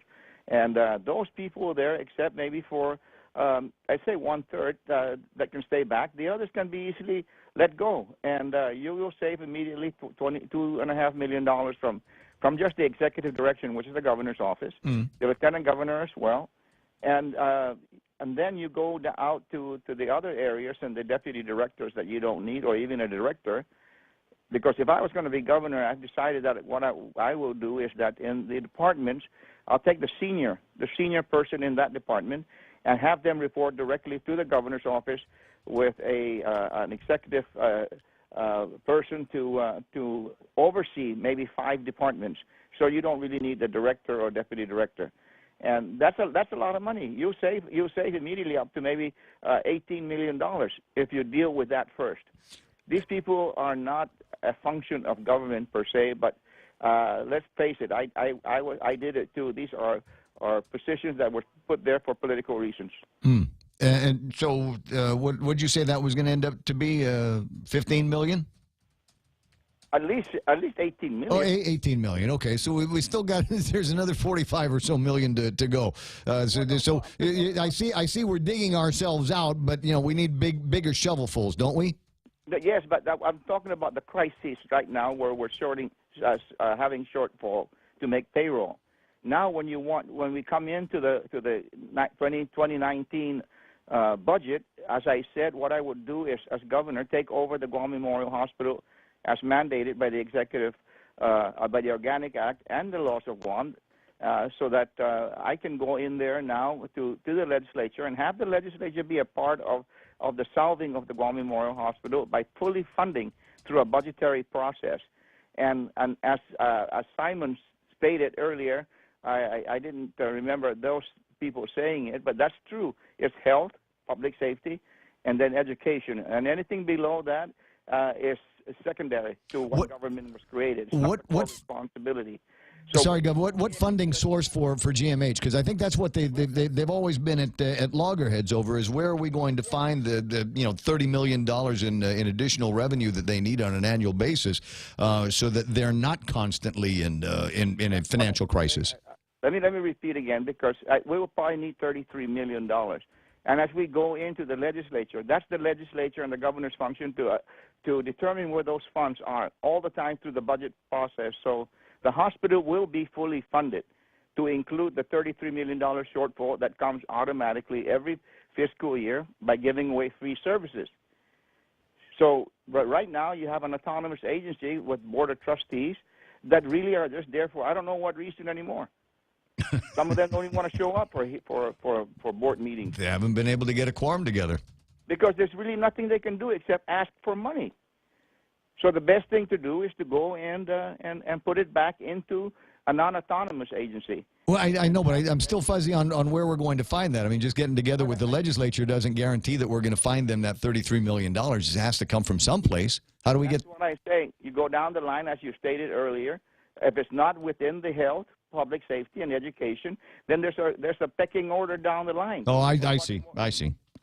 and then we may have to close out certain areas that it's nice to have, but it's not a core responsibility of the government. Understood. And so that's we got to face the facts and do it. I mean, I know that I'm not for raising any more taxes and screwing up the entire economy just to be able to say that we can get money from there, and trying to tax the captive insurance money, trying to tax the banks. I mean, this is just not going to work. It's not going to work. Have you told Dennis that directly? I mean, I've tried to send a message through the airwaves that it's a lousy idea from jump, but he keeps pushing it. Oh, I don't know. I haven't spoken to Dennis for a while. Okay. All right. But I wouldn't do it though. But I really mean that the Guam Memorial Hospital should not be an autonomous agency anymore. It's not necessary. Have the legislature with the governor give it a full funding source to include the freebies that they give away of about $33 million every year. And right now, to meet the crisis right now of if there's a real cash shortfall to make payroll, don't go out to take a 20% cut for entire Gov Guam, but just the governor's office and the lieutenant governor's office, directors, deputy directors, that will be able to make it up for the shortfall, for the short time. And if in fact you get yourself caught up, maybe you can bring him back in later. But those are the guys that just take the punishment. Those guys, a lot of those guys ran for public office without having to resign. And so they can live without funding for 3 or 4 months. You touched on a couple of things that I wanted to kind of expand on here. Qualifying certificates, the captive insurance in particular, but qualifying certificates in general. What are your thoughts on the program? Should there be some kind of a moratorium on renewals, or is it possible? Because I know that you are a serial entrepreneur. Is it possible that we should be doing more with the qualifying certificate program to see if we can bring in even more businesses and industry? That's what I would be doing. It's what I did when I first came in. I took an economic tour around the Asian regions, and we asked people to come in with the lure of the tax rebates. And the captive insurance, when I first posted, did not include the local, companies. It was to invite the big people in from all over the world, and it got amended to include all local captive insurance. So with that going on now, I don't see how you can go and punish one company now trying to take advantage of that program. But we should continue to use that. We're the only one in the United States that has that. And that was the reason why they wanted to make sure that we delink from them so that we don't do this anymore. But did you know how the tax that rebate program got approved through the Congressional Act, Ray? No. I'll give you some background. Yeah, please. When the Organic Act was made, there was a provision that says any laws passed by the people of Guam must first go to Congress for final approval. And if you do not, and if they don't like your law, they said that law is invalid. Correct. Well, somehow that law by F.D. Paris for tax rebates made it back to Congress, but they didn't do anything with it. And so that's how it's continued to stick right now as a ballot program to give away federal tax rebates. And immediately after that thing went through court, Congress of the United States removed that provision in the Organic Act that says they must approve all laws passed by the people of Guam, because they were sleeping at the switch. But we got that one in under the gun, under the wire. Right, that's what happened. So that's how we got it, and nobody else has that. So let's not throw that out, because that's a good tool to use. The current governor is proposing furlough and layoff procedures to get started, and universal application that is autonomous and semi-autonomous agencies. Do you agree with that? Well, I have to look at it on a case-by-case basis. Some of them have already maybe gotten a rebate for the last 40 years, maybe when it was intended for 20 only.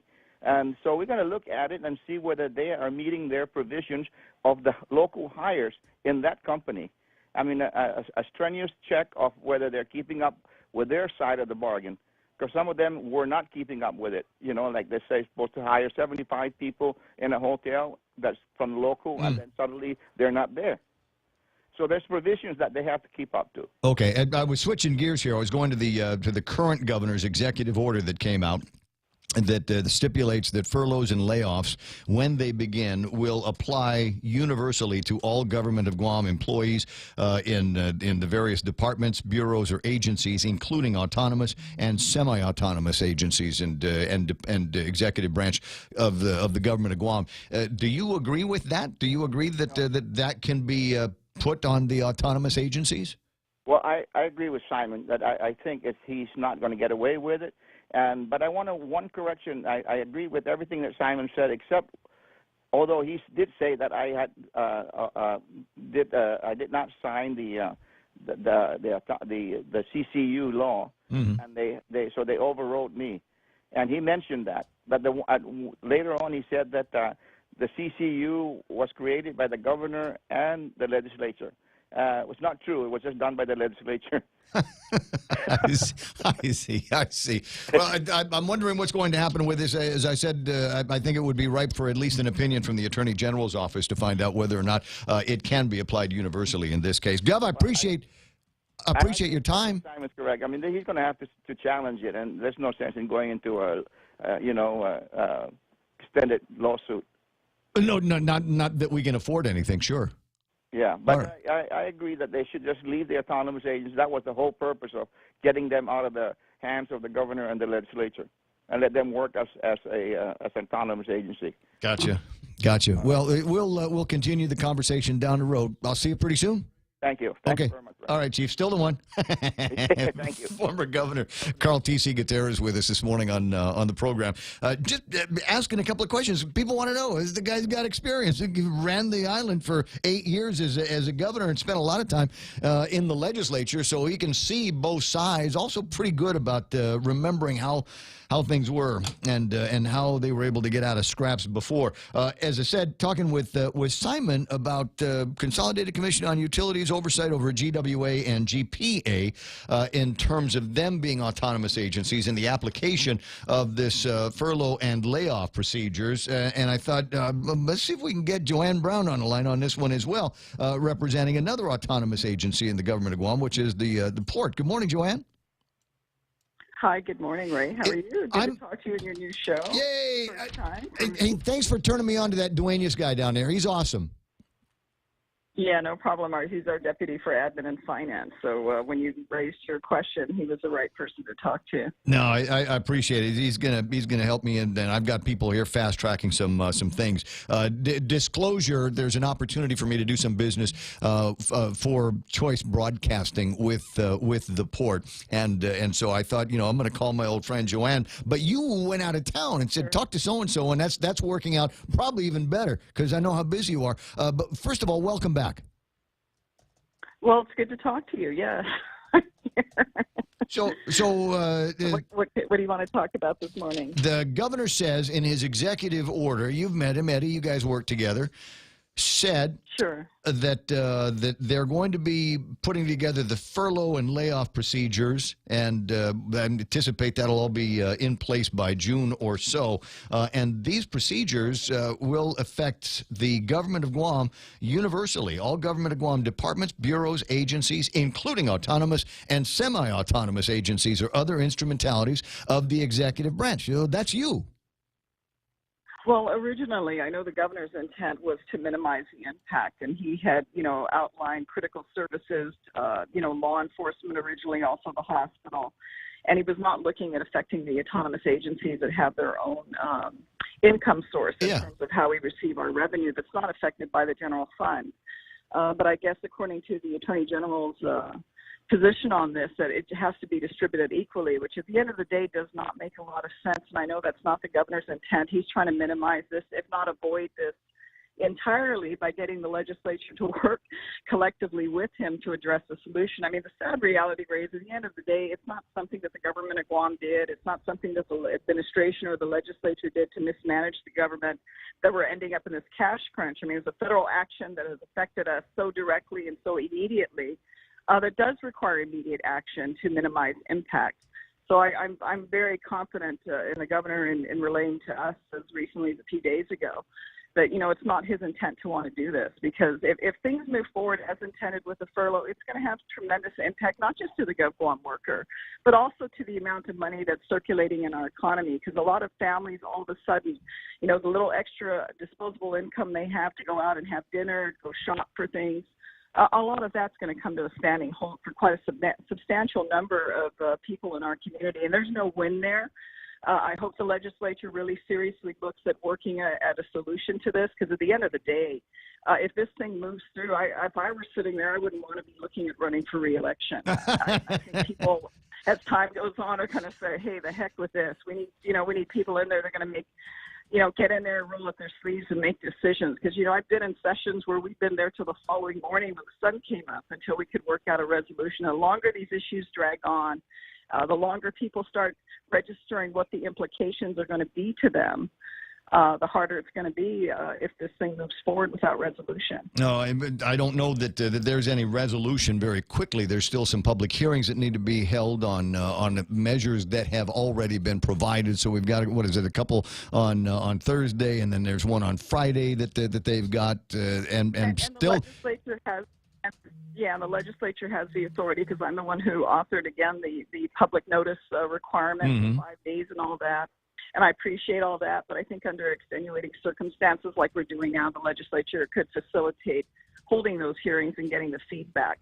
But this whole idea, what they need to, and I know Simon has called in to relay some of this, they need to look at it in more immediate fix in the near term, just to ensure that there's money there to address payroll while you're going through this whole process. And then after, come back and work on what are the long-term recommendations and solutions that need to be put in place for that period of time. But I have to tell you, the amount of days that have dragged on and session, recess, session, recess, session, recess,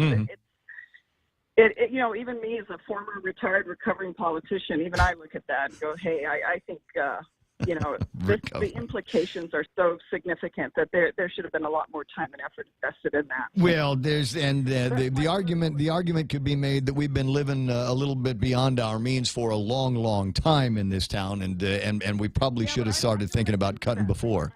I have to tell you this constant, let's criticize the government of Guam, let's tear down the GovGuam worker. And even though I, in operating a large operation, know that there's areas of inefficiency, and unfortunately the way the structure is set up for some government employees that don't work and are not doing their responsibility, it's a system that doesn't encourage the great level of productivity. But that doesn't apply to most GovGuam employees who work hard every day to do their work. So that continues. Well, let's hit the government for being ineffective and inefficient. When the government has reduced, and certainly under our administration, the amount of employees from 15,000 back in the day to 11,000, that's a significant cut. And yet a lot of critical agencies, when I was at DPW, we hardly, except to replace bus drivers, did not hire anyone for 2 years, at least in the 24 months that I was there at DPW. Every time someone retired or stepped down, that position was not filled. So this constant government has grown too big. Then you really need to look at services. It looks like large departments like... Well, and I think they're going to eventually get around to doing some of that, but they're for... Versus small departments. When we've got $300,000+ being spent just on the overtime for the folks that keep an eye on Eddie and the first family, I get it. We need a security detail, but why does it have to be overtime? Why can't that be controlled better? I heard from the conversation and some of the news articles that came out that Joe Cruz over at the police department's going to be, he says, well, we're going to start looking at that overtime. You should have started looking at the overtime the first pay period where we got it. We shouldn't be looking at it now just because somebody saw it was over $300,000. Well, and that's maybe one area that Pete talked about that doesn't represent the rest of the entire government. But there, as you know, there's going to be somebody. There will be another example that pops up, and in another place that we can look. I'm hesitating to say bloat. I have to tell you, Ray, there is a budget process every year. Some years we redo the budget more than once. There's no reason in the day-to-day oversights that happen with these department and agencies that those issues were not or could not have been addressed. Because at the end of the day, for the line agencies, the Guam legislature approves those budgets. So to come back now and say, oh, we didn't do, why did you, at the end of the day, I don't think most people are going to care about the political back and forth between the legislature and the governor. What they're going to care about is what's going to be in their paycheck and what they have to take home to their family. To that point, we're going to agree. I've only got a minute left on the air. I almost wanted to call you senator again, and somebody is asking me if you just admitted to wanting to run again. No, she said she's a recovering politician. She didn't go down that road. Terms. It's a long time. Yeah, next time we get together, can we fight like a married couple about all of your legal bills? My God, there's a lot of money you're spending on Mike Phillips and his team down there. Stop having all these people that want to sue us on different issues, because you've got other attorneys that are making an awful lot of money in the private sector. I'm hearing that too. Hey.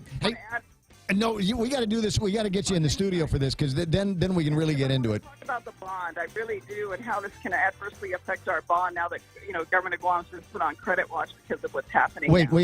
Hold off on that. Hold off on that. What did you just say? Turn the music down.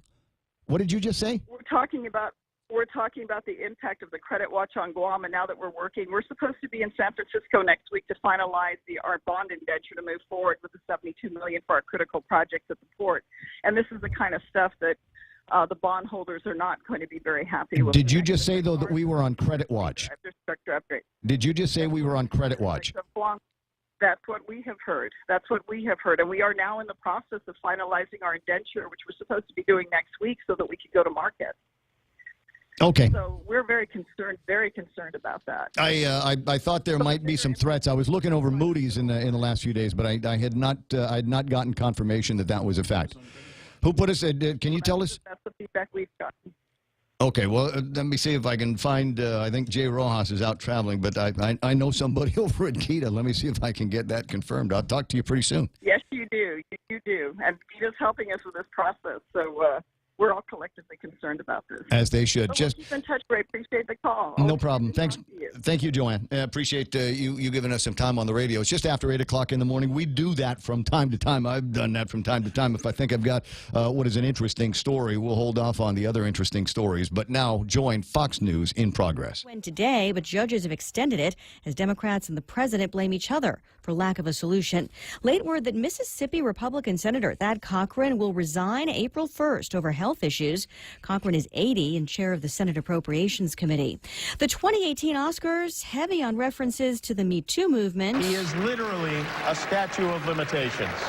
And that's the kind of men we need more of in this town. But late on ratings, ABC reporting a 20% plunge in viewership from last year's Oscars to an all-time low of 26.5 million, though that does not include streaming. Most of the films being honored were smaller, not blockbusters. This is the Fox Report, fair and balanced. Listen, my life changed because someone was there to get me to use drugs. No one can understand. Whether or not they've struggled with addiction themselves, people seem to think that having someone who will listen is gonna help make it better. I'm realizing that I need help. I'm listening. I need help.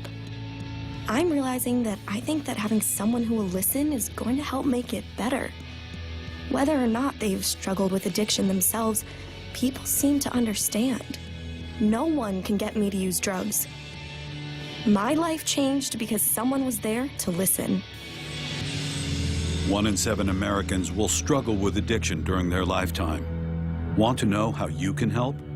Go to heretolisten.com for tips and tools to help turn addiction around. A public service announcement brought to you by the Ad Council. The Florida Senate debating new restrictions on gun sales and other measures proposed after the Valentine's Day school shooting. The proposed gun law would raise the age to 21 for which someone could buy a long gun and would authorize teachers to carry firearms in a program called School Marshals. At one point, the GOP-controlled Florida State Senate on Saturday voted through yeas and nays to include a 2-year moratorium on AR-15 sales, but then after being asked to put their names down, they voted against it. Fox's Evan Brown. Parts of the Midwest getting more than a foot of snow from a storm that by Wednesday could also hit the Northeast, which is still recovering from a Friday wind event mainly. Thousands still without power.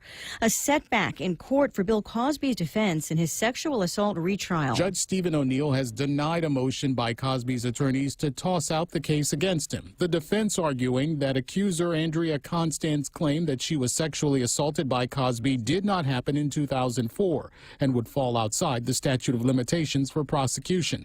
Judge O'Neill told the defense that's something they will have to prove to a jury. Prosecutors are hoping the judge will allow up to 19 other Cosby accusers to testify, offsetting any attempts to damage Constand's credibility. Fox's Gernal Scott. The retrial set to begin next month after a jury deadlocked in Pennsylvania last year. Best Actress winner Frances McDormand has her Oscar back thanks to Los Angeles police. The actress's statue was stolen following the ceremony during the governor's ball after party. The suspect, Terry Bryant, posted a video with the stolen goods. What's up, everybody? Look at, I got this. This is mine. Woo! I love you, Face Bees. Academy Awards, baby, for music. McDormand received an Academy Award for her role in 3 billboards outside Ebbing, Missouri. Fox's Michelle Polino. Bryant is charged with felony grand theft. Lisa Brady, Fox News Radio. At GTA, we believe you deserve better than home internet with hidden data fees.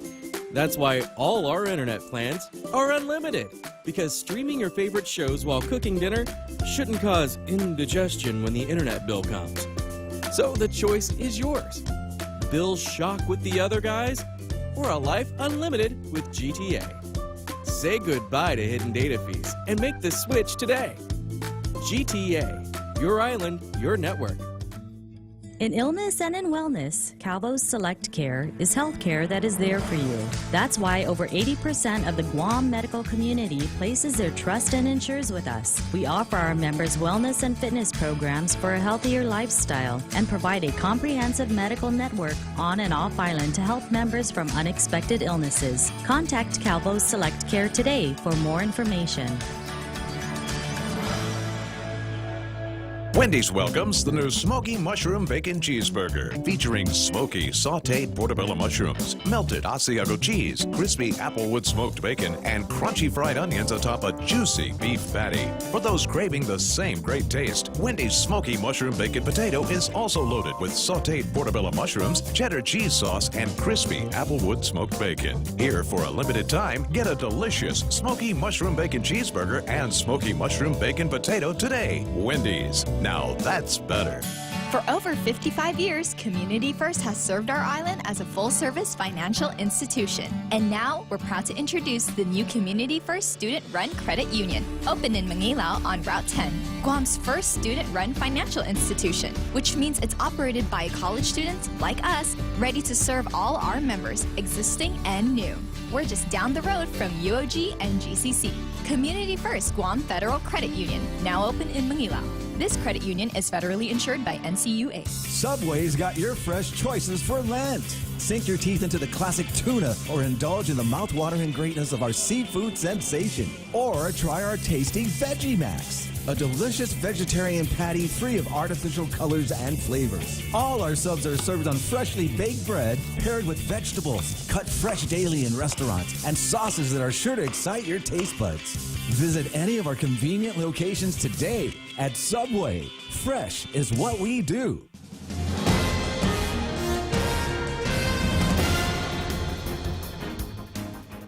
Half a day and good morning, Guam. News time here at The Point is 8 minutes past 8 a.m. this Tuesday morning. I'm Kevin Kerrigan. Here's a look now at some of the top stories from the Guam Daily Post. 32-hour work week is back on order. Governor Calvo issuing a revised executive order yesterday that conforms with the required 90-day notice period.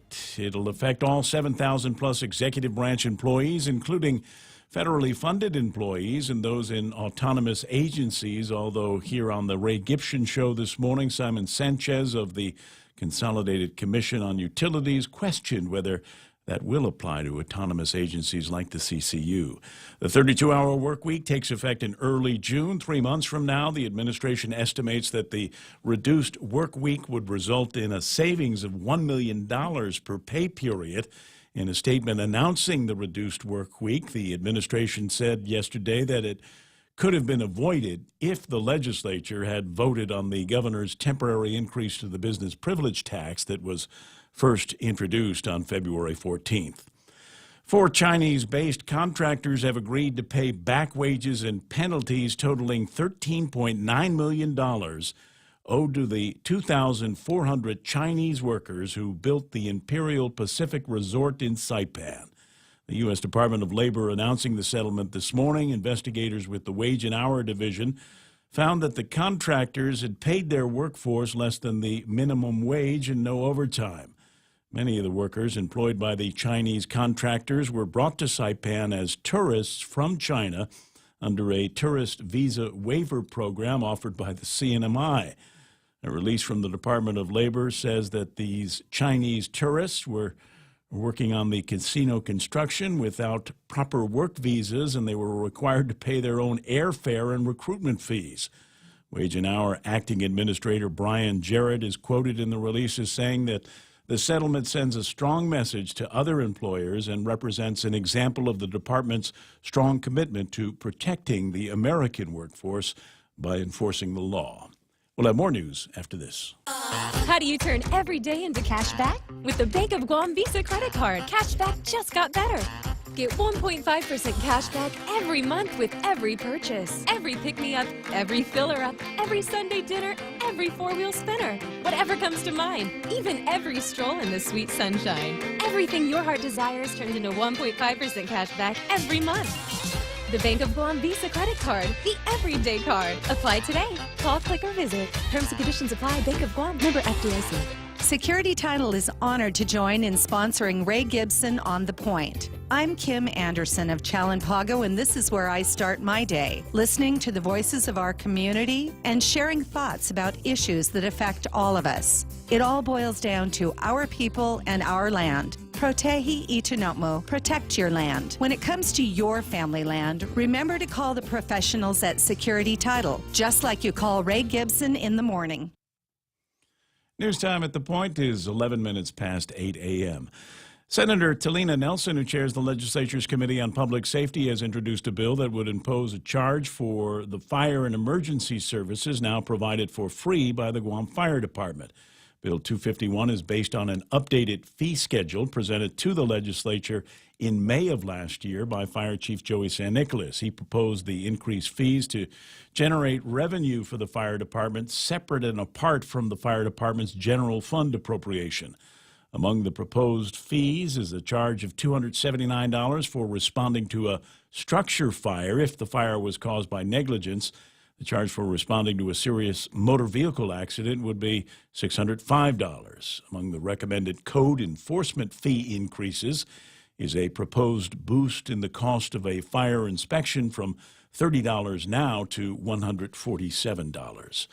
Lawmakers are scheduled to return to special session this afternoon to continue discussions on the governor's bill calling for a temporary increase in the business privilege tax to get us out of the $67 million revenue shortfall. The governor's office says that passage of a revenue-raising measure could have prevented the closure of the Agana precinct and the PD and Estumbo fire stations, which happened on Sunday. Meanwhile, Senator Dennis Rodriguez has sent a letter to the governor and his colleagues in the legislature seeking their support for his amendment to replace the business privilege tax increase with a tax on the gross revenue of banks and removing tax exemptions on insurance companies. Session scheduled to resume at 2 o'clock this afternoon. For these stories and more, log on to postguam.com or pick up a copy of today's Guam Daily Post. Weather with Ray. What's it been over the last couple of days? Partly cloudy skies, breezes out of the east-northeast at about 15 to 20 miles an hour. Yep. That's what we had yesterday. It's what we're going to get today. Now, the only major change is that we're no longer under the red flag fire watch warning weather deal that we've got. But still and all, it is very dry out there, and there's a lot of places where we haven't cleared out any underbrush, and that is going to, it rained yesterday, but that stuff will dry out faster than you think. Signs of the oncoming summer. When's supposed to die down by the end of this week. So Really? this weekend actually could be one of those summery, hot, dry weekends. Yeah. But what's that going to do to the humidity here? Because that's not changing, is it? Yeah, It's just- I think humidity is probably going to hold its own. Without the winds, though, I mean, that gives a chance for the tropical moisture to move on back in because, those winds are brought in by those northerly surges. 8:12 in the morning, and that's our look at weather. Otherwise, there's nothing else of any significance out there. All right, because as we move into the summer months, that's when I always start to pay a little bit more attention to cloud patterns and system activities to the east of the island. 8:12 in the morning. That's news and weather here on The Point. When the power goes out on Guam, the little things can become surprisingly big. Small comforts are often the things we miss most during a power outage. That is why Kohler built the fastest responding generator sets in the industry. Whether you are at home or away, a residential Kohler generator will enable you and your family to live life without interruption. Kohler gas, LPG, and diesel power systems are available from Morrico Equipment LLC on Epal Road. Call 649-1946. That's 649-1946. Portions of the program brought to you by King's Restaurant. King's have been serving people like you and I great tasting food for the last 40 years, and they'll keep doing it, too. It's you got nothing else to do there. Just we got a kitchen, we got some food. Let's make stuff people like. Find it today. Always open, always local. That's King's. Connecticut water treatment customers don't keep coming back. They're satisfied the first time. That's right. Connecticut non-electric water treatment systems take care of your water problems, and you won't need to keep calling us for repairs. Join the list of satisfied Connecticut customers who purchased their non-electric water systems years ago and are still enjoying clean, conditioned water without any hassles from timers or circuit boards. American Water Tech. Smarter water, better water. Call American Water Tech at 649-2301 or email them at info@americanwatertech.com. The Ray Gibson Show also brought to you by First Hawaiian Bank. It all starts with yes.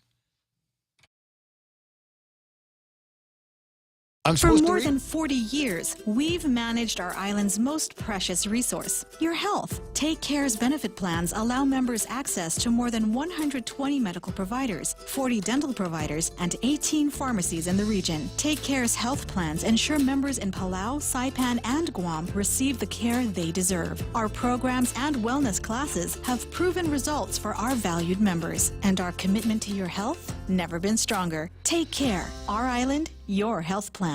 8:14, Subway's got your fresh choices for Lent. Sink your teeth into the classic tuna or indulge in the mouthwatering greatness of our seafood sensation. Try the tasty Veggie Max, a delicious vegetarian patty free of artificial colors and flavors. Visit any of the convenient Subway locations today. At Subway, fresh is what they do. Relax, enjoy, and be greeted by the spectacular view of Hagåtña Bay when you visit the Point at the Sheraton Laguna Guam. Gaze into the beautiful sunset as you unwind to the music of Philip Garcia and Natasha on Wednesdays, Mama Shar and Nina on Thursdays, Philip Garcia and Luis Muñoz on Fridays, and Jack Larimer on Saturdays. Open daily from 8 a.m. to 11 p.m. Happy hour from 5 to 8 p.m. with all cocktail drinks for $7. Receive a discount when you present your SPG card. Call Peter Yaban at 646-2222 for reservations at the Point at the Sheraton Laguna Guam Resort. At Micronesia Renewable Energy, values matter. So all of their solar energy systems come with guarantees and the most value. No shortcuts, all quality. It's giving you that solar energy system at the best price. It's using highly efficient solar panels with typhoon-proven racking, built by highly skilled local technicians, so your system performs and saves you money. It's total peace of mind all the time. Not all solar companies are created equal. For experienced quality solar, it's MRE. Call 632-2613. MRE, the smarter choice.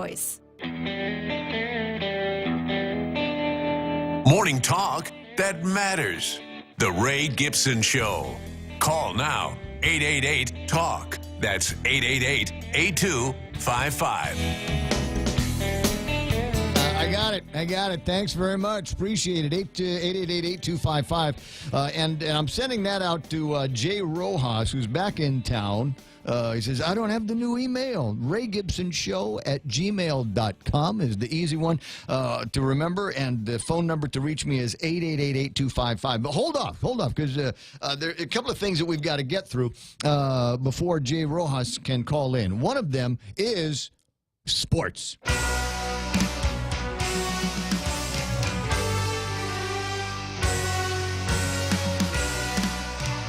And now with this morning's sports report, as usual, with his radio column is Blake Watson. Good morning, Blake. Good morning. I got some local Local sports. Wait. You know, yesterday I had the problem. Today, I'm having the same problem. My mouth is on Monday. We'll work on it. Mine's on Tuesday. We'll work on it together. Okay. How's that? Okay. All right. No, it is IIAG wrapping up third quarter sports, and that means high school boys basketball as your alma mater, Ray, the Father Duenas Friars. Yep. They they sent the Okoudou Bulldogs home to. Did you not sleep last night? I did. Actually, I got too much sleep. I was going to say, baby, keep you awake? No, she wasn't. She slept in this morning, so she didn't even wake me up normally early like she normally does. So I don't know what's wrong with me. But anyway, they just messed up. The Friars ended Okoudou's season, and it will advance in the playoffs. They win 71-52. And that thanks to a big second half. So that was what's going on in basketball. And elsewhere, St. John beat Southern to advance 87-36. St. Paul over GW 93-38. And JFK beat Guam High 78-45. I believe that's who FD is going to play next, is JFK, because they advance as well. And then also really quickly, got a shout out to the Academy Cougars. They stunned the Panthers of Guam High, the Lady Panthers of Guam High, with a late inning rally. They trailed going into the seventh inning race 3-1, and they rallied in that inning to tie it up, forcing an eighth inning, and then they go on to take the win 8-3. And so they advance to play in the championship, which is going to happen on Saturday the 10th at the Guam High Field, and they will play JFK Will Academy for the IIAG Championship Softball Girls title. As I say, we're moving into championship time, and one of the things that I was watching, I was thinking about you this morning when the Fox News came up, where they were talking about how many people didn't watch the Oscars last night. I saw that. That was I just like saw 16% fewer people. Yeah, it was like one of the lowest ratings that they had. I saw that blurb on Twitter. I didn't click on the headline or whatever, but I did see that. So what do you suppose it was? Was it the length of the show? Because I'm told I'd seen people complaining about this on Twitter, that they've made the investment. I'm watching the show, and here it is, it's 2 hours in, and we still got nothing. Yeah, I don't know. None of the big awards went out. Do you think that it is? I got a couple of theories, but do you think that it's what all the intolerance of what's going on, in Hollywood, from the public? They're just so sick of, the fact that, the hypocrisy of them, talking about banning guns and the Second Amendment is bad and all of this stuff. Yet they are in movies where they're using a whole lot of bang bang matayao, and B, they're surrounded by people. Undercover, concealed carry, people there that are using firearms to protect them. Yeah. So I think there's a little bit of that hypocrisy that is out. And also my other theory is that maybe people are just had it. You know what I mean? With this award show, and it's kind of being towards the end of the award show. You got the Spirit Awards, you got the Golden Globes, you got the SAG Grammys, Awards, this and that. all this. Yeah. So by the time the Oscars come, and it takes a lot for people to go see 8 serious, soul-crunching, movies. So maybe that's it too. Maybe it's just the content that they're honoring. People aren't just keeping. People would rather go see Marvel and superhero movies than keep up with 3 Billboards out of Ebbing, Missouri, or whatever the movie was called. I thought the one that got the award was Shape of Water. Yeah, which I actually want to see. But that was a good prediction that you made. Shape of Water was going to win because it sounded like one of those movies that will win the Oscar. It's the thing. I had the prediction just because it seemed like everything that they were looking for. And real quick, I wanted to add this. You're kind of like. We can call you Ray Stradamus. Hey. Because yesterday you mentioned this guy and randomly. And funny enough, he popped up on ESPN's headlines today because the Mariners, Ray, working to finalize 1-year deal with... the guy that I mentioned yesterday, the Japanese dude. Ichiro, yeah. Ichiro. Nearing a return to the Mariners in Seattle. Wow. I can't take credit for that. That was actually Brad that wrote that in. Oh, really? Yeah, Brad wrote it in. I just didn't say Brad said it, but I mean, that's what. Shout out to Brad. Yeah. Keeping up with all things baseball. Yeah, Brad's a former ex-Texan, too. Yes, he is. Yeah, you can't, if you can't tell, just look down, look at his boots. Right. He's usually always wearing them. Shout out to Brad. But yeah, Ichiro coming back to, and I believe he was 44. So that in and of itself is a story. But Ichiro going to play one more year, it looks like, with the Mariners at 44 years old. I'd love to spend more time with you, but we at 7:59 this morning, Joanne Brown blurted out the idea that Guam is under review from the ratings agency, and we are in credit watch at this time. There were rumors floating around about that, but she gave me the confirmation that I needed. Oddly, 14 minutes later, we've already got a statement from the press room. Ready to go. Hot off the press. Yeah. So even without the pronouncement here, they were ready to go out there and say this is what we've got. So the Guam Go bonds are on credit watch negative. The Guam JFK High School project, credit watch negative. The Guam Ed Finance Foundation, Guam B+, watch negative, and the Phoenix Individual Development Authority and I don't know what this is. It might be, I forget what this appropriation's for, but Jay Rojas is on the line, and he'll be able to finish all of that up. So that's Blake Watson. He's got the sports. Jay Rojas joins us next. At Micronesia Renewable Energy, values matter. So all of their solar energy systems come with guarantees and the most value. No shortcuts, all quality. It's giving you that solar energy system at the best price. It's using highly efficient solar panels with typhoon-proven racking, built by highly skilled local technicians, so your system performs and saves you money. It's total peace of mind all the time. Not all solar companies are created equal. For experienced quality solar, it's MRE. Call 632-2613. MRE, the smarter choice. All right, taking a look at the gizmo here that tells me about traffic. On Route 10, if you are headed towards the University of Guam, GW, GCC, that whole area there, you might find a little bit of traffic backing up. If you were coming in from 8, 10, and 16, if you were coming in from about where the post office is, it looks like we've got some congestion there as well. Traffic building in all of the usual locations, getting out of 8, 10, and 16 towards Mongmong and that intersection where the Golden Sea is, and looking at Tamuning, about in front of both directions in Tamuning. Traffic is building through there as well. It's 8:24. Looks like second string traffic is going to be slower than first string traffic. If that's you, just enjoy the ride. Plenty of stuff to talk about. Jay Rojas joins us in a second. For more than 40 years, we've managed our island's most precious resource, your health. Take Care's benefit plans allow members access to more than 120 medical providers, 40 dental providers, and 18 pharmacies in the region. Take Care's health plans ensure members in Palau, Saipan, and Guam receive the care they deserve. Our programs and wellness classes have proven results for our valued members, and our commitment to your health never been stronger. Take Care, our island, your health plan. Special things only come around once a year, and it's time for fish fans to celebrate the return of Wendy's Cod Filet Sandwich. Wendy's uses the gold standard for fried fish, wild-caught Northern Pacific cod, breaded with panko crumbs to a light crisp. Add a new creamy dill tartar sauce and crisp pickles, and you've got the fish sandwich many say is the best of the bunch. Get yours today at Wendy's, located in Tamuning, Veragata, Agana, Dededo, and Naval Base. Wendy's Cod Filet. Now that's better.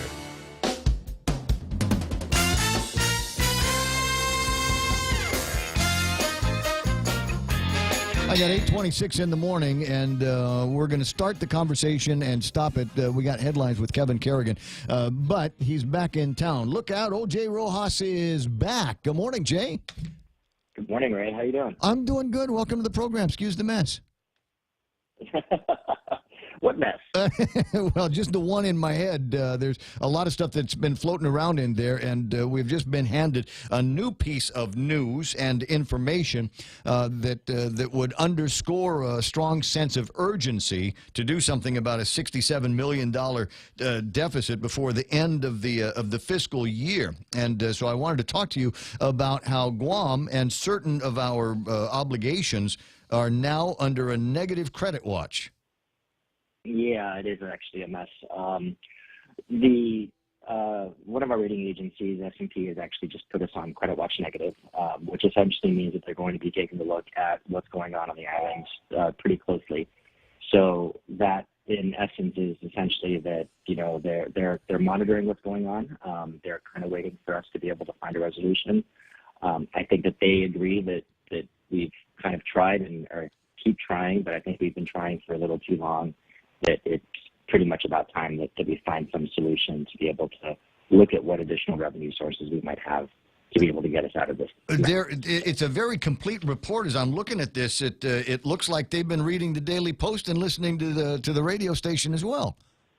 You know, our credit rating agencies as well as our investors do keep track of the headlines. So there's a little bit more implication as to what happens with some of the different sound bites that people want to be able to get in, some press releases that they want to throw out there. So they do keep a close eye, and they have been for a while. Within the past week, we did actually hear from a couple of rating agencies, and we do have a few investors who are, you know, asking us questions as essentially what's going to happen. And of course, with the shenanigans I would want to say that are going on right now at the legislature, we really don't have an answer. Now, how much of this is information that they would have picked up from the usual scatter and chatter that's out on the internet and in the media, and how much of this comes from the governor's office or the executive branch itself? The second line in their rationale statement says the Credit Watch placement reflects the government's disclosure that its cash flow will be extremely constrained over the next several months. Did we go to them with the information, or did they glean this all themselves? They glean them all themselves. So, you know, one of the things that they do tell us all the time is that they don't really believe what they read or hear in the news, and then they do want to verify it with us. And that's exactly what they did with us in the past couple of weeks. So, you know, we have had conversations with them. One of the things that we do work with GITA is we do try to be as transparent as possible. I mean, you know, again, you saw it at the legislature last week that, over the weekend, that the vice speaker had a question about the qualifying certificates. Those qualifying certificates were actually posted up on our website, and they're always there. Yeah. So we try to be as transparent as possible and upfront with the rating agencies and the investors as we can. So they've got the information, and they have placed a number of issues, I want to say, credit issues, on a Credit Watch negative. I'm trying to see where the numbers are on this. 177 million of COPs outstanding, and $10 million worth of general obligation bonds are now under Credit Watch negative.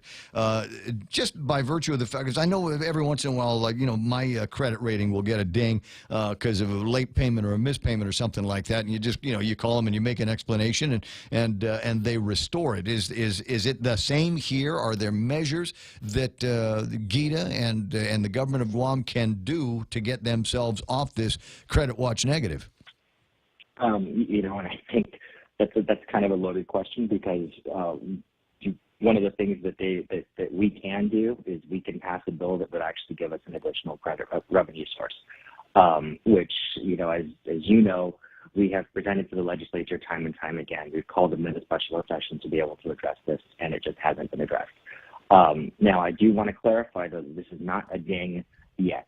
What S&P is just doing is they're actually closely monitoring what does happen on Guam before that ding does happen, but that ding could happen within 90 days.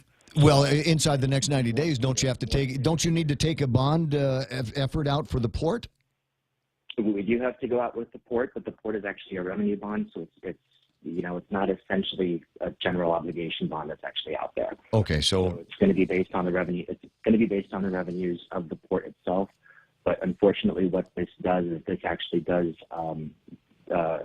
put into effect some of the different rating agencies. Moody's, for instance, has a requirement that any revenue bonds or anything associated with the government of Guam, such as GWA, GPA, the Guam Airport Authority, and the port, when we do go out with it, their rating cannot be any more than 2 ratings higher or lower than the general obligation bond. Oh, that's interesting. So, you know, I didn't realize they were tied that intimately.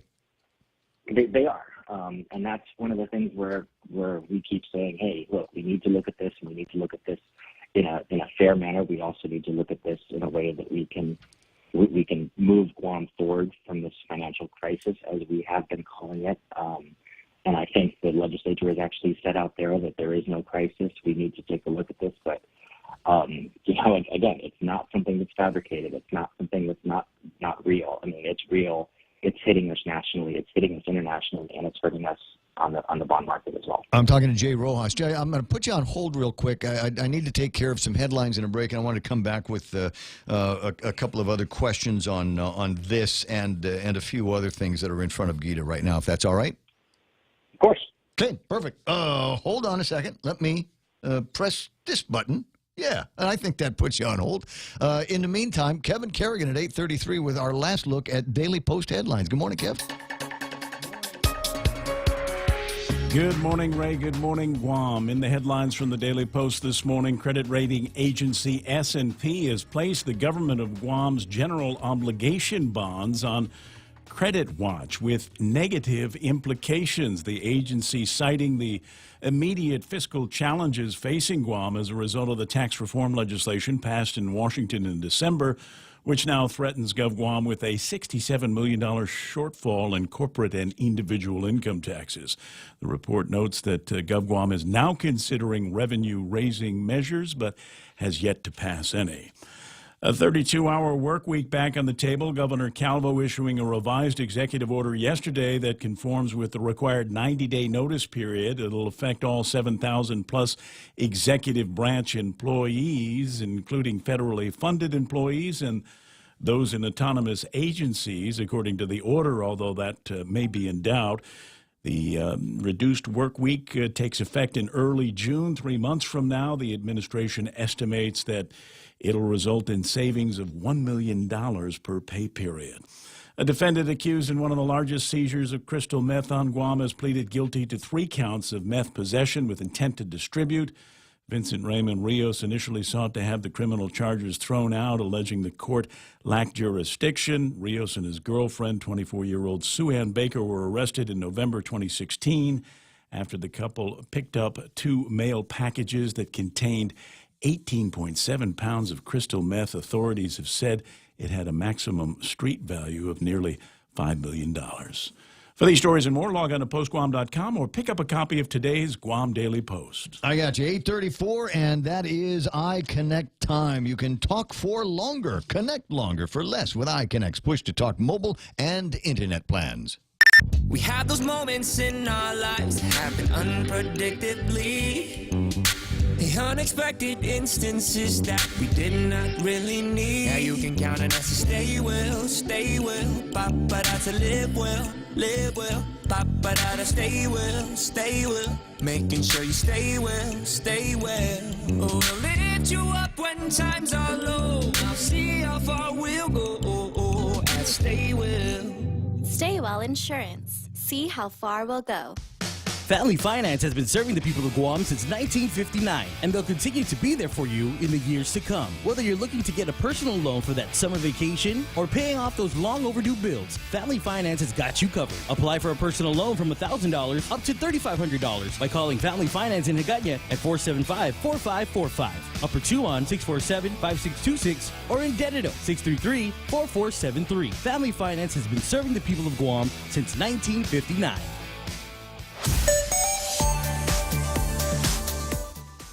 Traffic again? It doesn't change that fast. This still sucks in Route 10, and it's still kind of ugly heading into 8, 10, and 16. You know why?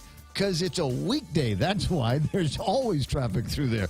It looks like things are starting to slow down again in front of the Dededo Sports Complex and making your way from Compadres Mall towards Dededo, but the inbound traffic looks like it's finally calmed down. Doesn't look like there's too much to worry about in front of Guam Regional Medical City. And as far as everything else is concerned, like I said, there's just something odd that seems to be happening both directions on Marine Corps Drive in the ITC kind of GPO area. And I can't see what it is. I just can see some traffic there. It's 8:36 in the morning. That's your traffic on the point. For over 55 years, Community First has served our island as a full-service financial institution. And now, we're proud to introduce the new Community First Student-Run Credit Union, open in Manilao on Route 10. Guam's first student-run financial institution, which means it's operated by college students like us, ready to serve all our members, existing and new. We're just down the road from UOG and GCC. Community First Guam Federal Credit Union, now open in Manilao. This credit union is federally insured by NCUA.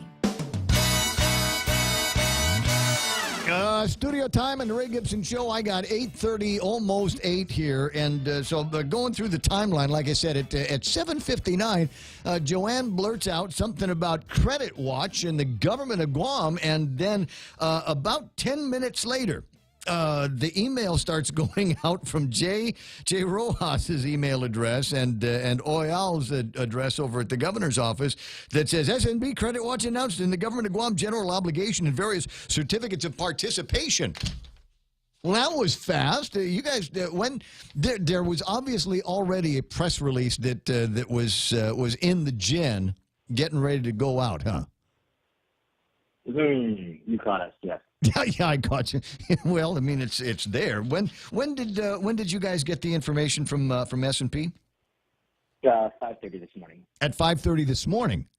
Yes. Okay. Now, but there's my understanding is that there was talk that there might be a concern about Credit Watch. Is that correct?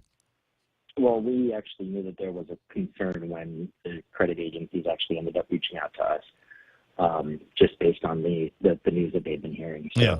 Yeah, we knew something was happening. We just didn't know what it was going to be. Long and short, kids, is when you borrow the kind of money that we have borrowed and participated in these loans over the years, these people want to make sure, they need to ensure that we are always capable of paying this back. Now, if you take a look at some of the ratings justifications, certainly on measures that Jay has been a part of, but even before you were over at Gita, I've read some of these before, and among the things that they like about Guam, among the reasons why they like loaning us money, is we don't need to ask anybody's permission to raise taxes, to increase revenues for the government of Guam. And that has always been a component of what I think are the good ratings that we've managed to get. Hopefully, we would never need to do that. But as Jay is pointing out, as Eddie has been pointing out, as the fiscal team has been pointing out, we have finally reached that point where it looks like we are going to need to do something about revenue enhancement, especially dealing with this $67 million deficit. Absolutely. Now, one of the things that I do also kind of want to point out here, Ray, though, is that this is actually just our general obligation bonds. So these are just the bonds that are backed by the general fund itself. We do have two other bonds that are out there, the DPT bond and the HOT bond, so the hot bond. It's actually based on the hotel occupancy tax that's out there. Right. Those are not on Credit Watch because the revenues that are generated from that and collections and credit on those two are essentially still good. So they're separated out of the general fund. Interesting. The risk that we have with this new Tax Cuts and Job Act with the general obligation bond does put that in effect. So we have a higher rated bond with the BPT bonds, which I believe is investment grade at A- with S&P. That is really why we're kind of pushing that, this is the strongest way for us to be able to get the buy-in, I guess if you can say, from the credit rating agencies and the investors to be able to say, look, we've thrown this out there, legislature, please act on it. And if you take a look at the text of the actual publication from S&P, they do call out that, Bill 245 was presented and it failed in the legislature. So they're watching, and they're especially watching because they want to make sure that just because we're running through this little hump in this crisis that we're going through right now, we don't follow the lines that Puerto Rico has followed. I was going to say Puerto Rico. You read my mind. It was in there. I was going to say Puerto Rico.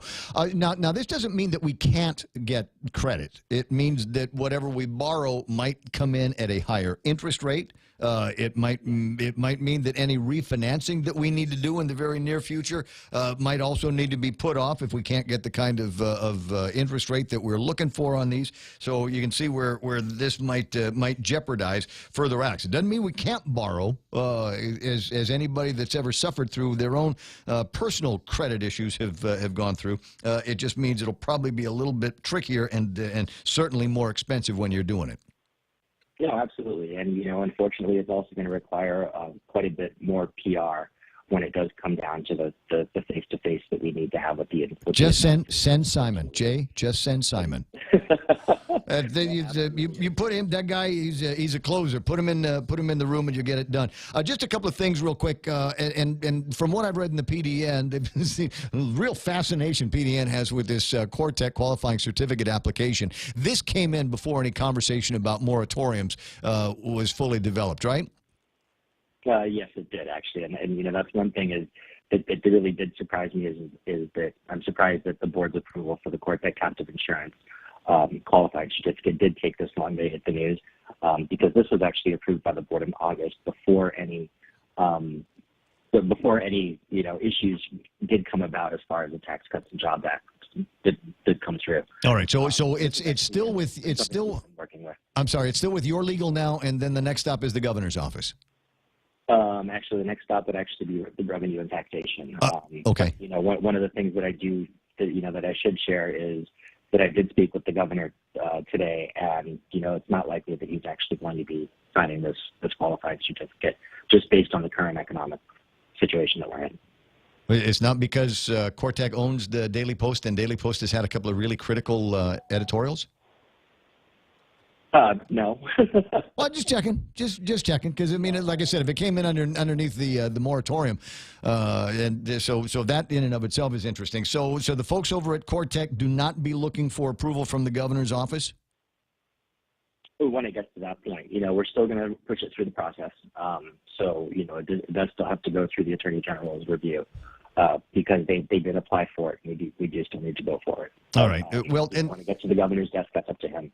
That brings up the next part of this is moratoriums on new orders and moratoriums on renewals of existing qualifying certificates. I worry that might send a message out. We're very concerned about optics. Do we want to send a message out to the industries that might be interested to come to Guam that essentially we're closed for business because we're not doing any more QCs?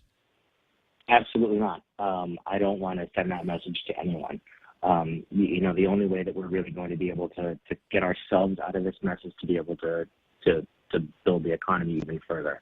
And the one thing that we want to be able to make sure that we are able to do is provide incentives to companies that are looking to invest in Guam and create new jobs. Specifically, though, with the QCs that go out for these insurance companies, it's my position, and just plain reading of the benefits for the qualifying certificates, I think they're over benefited. Has anybody looked at that and with an eye towards going back to the enabling legislation for those specific qualifying certificates and saying maybe this is a little too generous for these captives? Well, for the captives and or other insurance companies, I think it's definitely something that we do want to kind of address with the legislature. But again, there's more pressing issues that we have to come up with and get the legislature to act on right now. We're open to be able to work with the legislature to be able to find new statutes and new language that we can put in there. But one of the things that we also do want to do is not prohibit any other investment opportunities from other companies that are out there. Now, I do want to tie that into another point that's out there in the community where if we do delink from the tax code and, freeze ourselves over to 2017, please note that we're actually going to be we're actually going to be at a higher tax rate from a corporate standpoint. So it's going to be a lot harder for us to be able to find companies who want to do business here versus in Hawaii or California. Because we delinked. We would delink, and then that corporate tax rate would be at 35%. Yep. And they ain't going to want to come out here. Why come to Guam if it's more expensive? That becomes in and of itself a tax increase. Going backwards on that. 845. You're going to San Francisco next week? If S&P and Moody's need a face-to-face to be able to kind of help me to help us get a higher credit rating, then I will be on a plane wherever I need to be. Okay, I don't know. I thought they were doing something about travel in the government of Guam. So you might need to talk to somebody about finding some mileage. Yeah, no, absolutely. Swim? Don't know. My producers say is making it look like you should swim or give you a boat with a couple of oars and see how it all works out. There's a couple of paddle boards downstairs. Maybe I'll borrow one of them. Yeah. Hey, thanks for the call. I appreciate your time and appreciate your guidance and displays on this thing. Absolutely. All right, Jay Rojas, who is the director over at GITA, spending some time with us this morning, and that's as far as I'm concerned, that's the headline. I thought we might have a couple of good ones this morning, and I was right. The first one comes out of Simon Sanchez, who says, "Well, I'm not so sure when they talk about universal application of furlough and layoff procedures in the government of Guam that's necessarily going to apply to us guys over in the autonomous agencies of the government of Guam." And then the other one was out of Joanne Brown's mouth that said, "We are on credit watch," and the rest of the story is out and available from the guys over at GITA and the press office at the governor's office. Senator Bob Klitsky joining me now on the morning show. Half a day, Bob? Hey, good morning. First of all, I want to say that I'm going to have to disagree with Simon and talk about the executive order does apply to the autonomous agencies, but let's talk a moment about captive insurance companies and why the governor should approve Cortex application for captive insurance, Ray. With a disclosure on my part, the expert in captive insurance is my brother Dave, who worked at GITA as they were developing all of these programs. So he actually gets the concept far better than I do. But you're talking to the wrong one of Rosemary's Kids if you want to spend a lot of time on captive insurance. But I think I get the concept enough to continue. Go ahead. Well, all right, here's how it works. Captive insurance means that a company insures its own risk. That's the word captive, right? So if, as an example, Cortec now has insurance policies with various companies insuring various risks, and that costs them money. Mm-hmm. If it had a captive insurance company, that is its own insurance company, that company would insure the risks and then reinsure with other companies at a lower rate because they could shop amongst various insurance companies and get a lower rate. So the idea was that we would make it very attractive for captive insurance companies all over the country to come here, stir up a little transactional business and attract business that we wouldn't have had anyhow. Therefore, we're really not giving anything away when we give away tax concessions. That's the idea. Now, of course, when it got to the legislature, Ben Pangilinan presented, well, if we're going to do it for them, why can't we do it for our own local guys companies? And that was, it was a wonderful thing for the insurance companies, but as you can see, it just meant that they didn't have to pay taxes, and they weren't really captive insurance companies. So, as given my understanding, and Dave Silva, as with so many things, probably knows a whole lot more about it than I do, but that's the way I understand it. So, that being the case, there's not a problem with Cortex applications except for the optics, and it would be an extremely hard sell nowadays to say that we're going to forgive taxes on Susie's lemonade stand on the corner because we're so hard up for cash.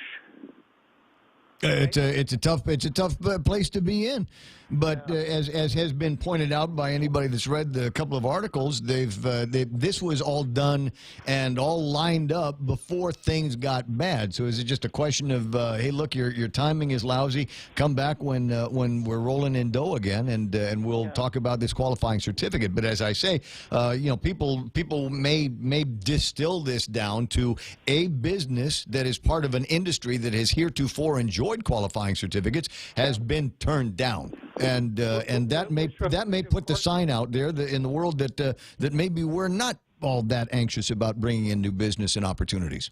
Exactly, because we wouldn't really be giving anything away according to the way I understand captive insurance. We went through the same thing with foreign sales corporations about 40 years ago, and we made some money off that. We attracted businesses we wouldn't have received otherwise. But one more thing on the bonds. I mentioned in a letter to the editor of the Post, and I concur with you on the Post. The Post is always out in front with much more penetrating analysis than anybody else. But when you owe $1 billion, you're not very independent from anybody. So we talk about independence and we complain about Washington, but we can see now one 5:30 a.m. call from New York really upsets our apple cart because we owe so much money. That's I don't know that I can say it better myself. Although I don't know, it just, the timing is interesting. So they get a call at 5:30 this morning, and we have just as fast can be a press release that is up and out and ready to go. It's been through the spell check and everything, and then reading through the rationale that S&P has provided. Boy, they're deep into the weeds on some facts. They're very, I mean, they've right up to and including the governor's recent attempt to implement a 32-hour work week, being turned down by Elizabeth Barrett Anderson. This is very, very complete coverage here. If you don't know what the heck's been going on here in the news, just look at the S&P's global ratings and their ratings direct for Guam here. They'll get you caught up pretty quick. Turning to the 32-hour work week, et cetera, and I would ever so respectfully disagree with my my good friend Simon, and his analysis is correct. CCU is an autonomous agency, as autonomous as they come with respect to the government of Guam, but the nature of the executive order and the furlough layoff procedure is where the complexity arises. And I want to say, first of all, either Elizabeth Barrett Anderson is wrong on the 90 days or the rules and statutes published online are wrong, because if you read what's online and in the administrative rules and statutes is 30 days. I don't know where she got the 90 days. I hunted high and low for it, and I had as much luck with that as I did finding the legal requirement to provide executive security for the governor, lieutenant governor, and the first lady, because it just ain't there. It's a courtesy. Here's our courtesy. We're going to spend another $350,000 in overtime for this, because we are that interested in their safety. Oh, by the way, we got to shut down the Agana precinct. And Chief Cruz was quoted in the Post as saying that it's required by law. I sent him a FOIA, and he couldn't. He gave me, he didn't give me his grandma's recipe for oatmeal cookies, but he didn't give me the statute either. So it's just not there. So as far as the layoff procedure, as I understand it, a 30-day notice is required to everyone. It's in my briefcase. And I've got the document, and it's right there on Section K, because that's in my mind, that's the one that lines up what has to happen and in what order things have got to happen to pursue these layoffs and other procedures. So you don't think it's going to be June? You think if the governor pushed the button on that today, we ought to be able to get some action? I think that's what the executive order did. It pushed the button. It gave that notice to everybody, regardless. It even gave it to me, and I don't even work for the government. Well, can I fight you on that? Let me just fight you on that for just a second. What constitutes notice in the government of Guam with regard to the employees of the government? I mean, there's got to be some civil service case out there that somebody has sat on once upon a time that said, well, the guy put it in his WhatsApp, that should be notice enough. But if we're talking about their employment, if we're talking about a change in their status, would not that require a specific document from the Department of Administration go out to every single guy, girl in the government of Guam employee? In my lawyer's toolkit, Ray, I do have a quibble folder. A quibble folder? Quibble folder, and there are all sorts of different recipes as to how to quibble about things, provisions of law, notice requirements, etc. So that would definitely go in there as to what constitutes good notice. And I should have been a lawyer. I forgot to go to law school. I was busy, friends in town, I was sick, car got a flat. I forgot to go to law school. Yeah, you didn't miss much. but it's a valid point, I think. So you can't just go out and say, by virtue of an executive order, and gee, it was in the news, Ray Gibson talked about it on the radio, there's your notice, kids. Well, I'm speaking without having seen the executive order, and the executive order may have, may address that particular point. But proceeding on the basis that the executive order does give notice for a 90-day term, first of all, I think that's wrong, or the stuff online is wrong. It's 30 days. Okay. Second, with respect to Simon, if you examine all of the procedures take place at the agency level, not at the governor level. So assuming that the executive order does constitute good notice, and it is a 30-day fuse, then the CCU goes through that procedure according to its own lights. And if they look at, if they get a sharp pencil out and say, hey, we generate our own revenue, we don't have to lay anybody off, we don't have to put anybody on a furlough, that's it, end of story. It's not that the executive order is saying you must do this. If it's anything, it satisfies the notice requirement and starts the clock running for agencies that would take advantage of that procedure. Well, if I was Rob Koss over at the GFT or any number of guys that have got people that work for them that might be involved in autonomous and semi-autonomous agencies, I would open the quibble folder as well. Well, and Simon is certainly free to do that also. Now, with respect to the line agencies of the government, you could expect that at least in the back channel, somebody is saying, hey, get those notice requirements, do your own notice requirements to fare thee well, because this is the governor's policy.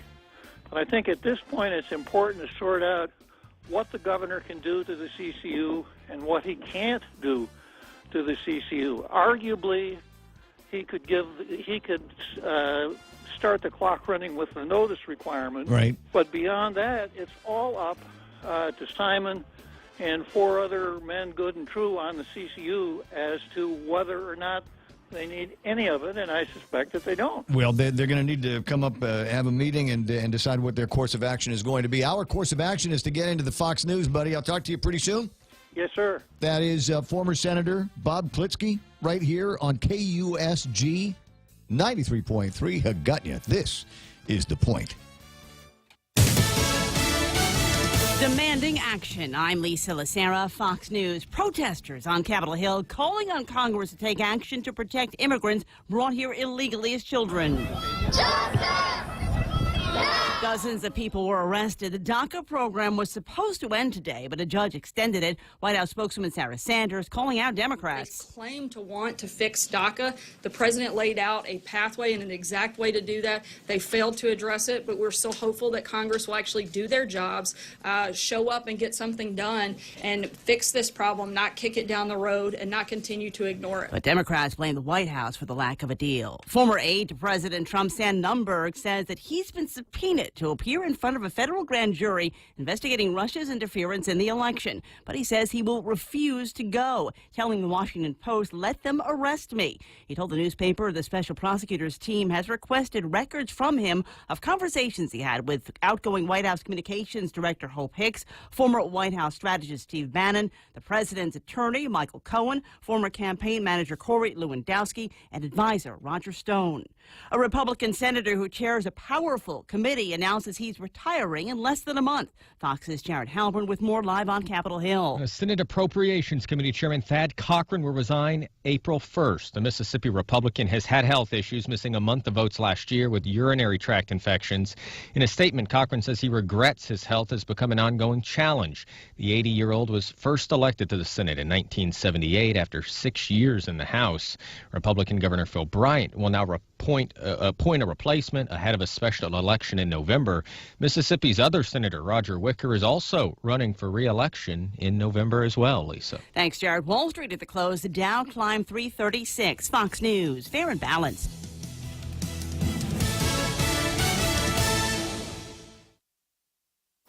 This is the sound of a brand new outdoor grill being hurled off a 20-story building. Now a stylish glass coffee table. An electric guitar. These are the things you could enjoy, all cast into oblivion. Because when you throw away money on wasted electricity, you throw away everything you could have bought with it. Visit EnergySavers.gov and get tips on how to save energy and money. Then do things like switch to Energy Star light bulbs or Energy Star appliances, and you could save hundreds of dollars a year. So this doesn't happen to the recliner you've had your eye on, or this to the treadmill on your wish list, or this to the shiny new bike your kid's been asking for. Saving energy saves you money. Learn more at EnergySavers.gov. Brought to you by the U.S. Department of Energy and the Ad Council. Heavy snow in the north and rain in the south may help California stave off drought status for now. Recent storms in Northern California added to the snowpack, not by a whole lot, but 5 to 8 feet of snow did help. The snowpack is now 37% of average as of Monday. That's compared to last week when it was 15% less than that. But it's still pretty low, according to regulators. We need several more storms of the same magnitude in the next few weeks to get to a comfortable place. The snowpack is key since it gives the entire state about 30% of its water content throughout the year. Now, while the state is not officially back in a drought, the U.S. Drought Monitor map shows 68% of the state is in some stage of drought now. Jessica Rosenthal, Fox News. Italy's former premier Matteo Renzi says his center-left party will not join any government led by the League Party or the Five Star Movement, the two victorious forces in Italy's election. Another ride-sharing company getting into the business of getting people to doctor's visits. Lyft is getting into the business of driving patients to doctor's appointments. Its competitor Uber last week announced Uber Health to do the same thing. Lyft is partnering with Allscripts Health Solutions, a company that provides services to doctors and hospitals. Allscripts plans to store your information electronically so your doctor's office can set up a Lyft ride for you. Allscripts already works with more than 180,000 physicians and 2,700 hospitals. Ginny Cosola, Fox News. A Florida auction house says bids for James Dean's red jacket from Rebel Without a Cause fell short. Palm Beach Modern Auctions had valued the iconic jacket at between $400,000 and $600,000 before bidding Saturday. But the auction house says bids didn't meet the reserve price. Interested bidders now have a chance to negotiate an after-auction sale. Lisa Lacera, Fox News Radio. $7 meal from Circle K. Get your choice of 2 Nathan's all-beef hot dogs or a half-pound Nathan's all-beef footlong, a big wrap bag of chips, and any size Polar Pop. That's a giant deal of a meal, all for only $7. Circle K. Take it easy. Portions of the program brought to you by King's Restaurant, serving Guam favorites to families for over 40 years. King's Restaurant, always open, always local. In illness and in wellness, Calvo's Select Care is health care that is there for you. That's why over 80% of the Guam medical community places their trust and insures with us. We offer our members wellness and fitness programs for a healthier lifestyle and provide a comprehensive medical network on and off island to help members from unexpected illnesses. Contact Calvo's Select Care today for more information.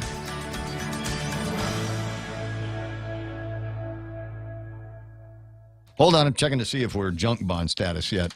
The bond buyer says, I'll read that in a minute, but portions of the program also brought to you by Security Title, providing solutions for complex real estate transactions. Relax, enjoy, and be greeted by the spectacular view of Hagåtña Bay when you visit the point at the Sheraton Laguna Guam. Gaze into the beautiful sunset as you unwind to the music of Philip Garcia and Natasha on Wednesdays, Mama Shar and Nina on Thursdays, Philip Garcia and Louise Muña on Fridays, and Jack Larimer on Saturdays. Open daily from 8 a.m. to 11 p.m. Happy hour from 5 to 8 p.m. with all cocktail drinks for $7. Receive a discount when you present your SPG card. Call Peter Yaban at 646-2222 for reservations at the point at the Sheraton Laguna Guam Resort. Wendy's welcomes the new Smoky Mushroom Bacon Cheeseburger, featuring smoky, sauteed portobello mushrooms, melted Asiago cheese, crispy applewood smoked bacon, and crunchy fried onions atop a juicy beef patty. For those craving the same great taste, Wendy's Smoky Mushroom Bacon Potato is also loaded with sauteed portobello mushrooms, cheddar cheese sauce, and crispy applewood smoked bacon. Here, for a limited time, get a delicious Smoky Mushroom Bacon Cheeseburger and Smoky Mushroom Bacon Potato today. Wendy's. Now that's better. Ray Gibson brings you closer to the action. Any speaker, anytime. Morning talk that matters.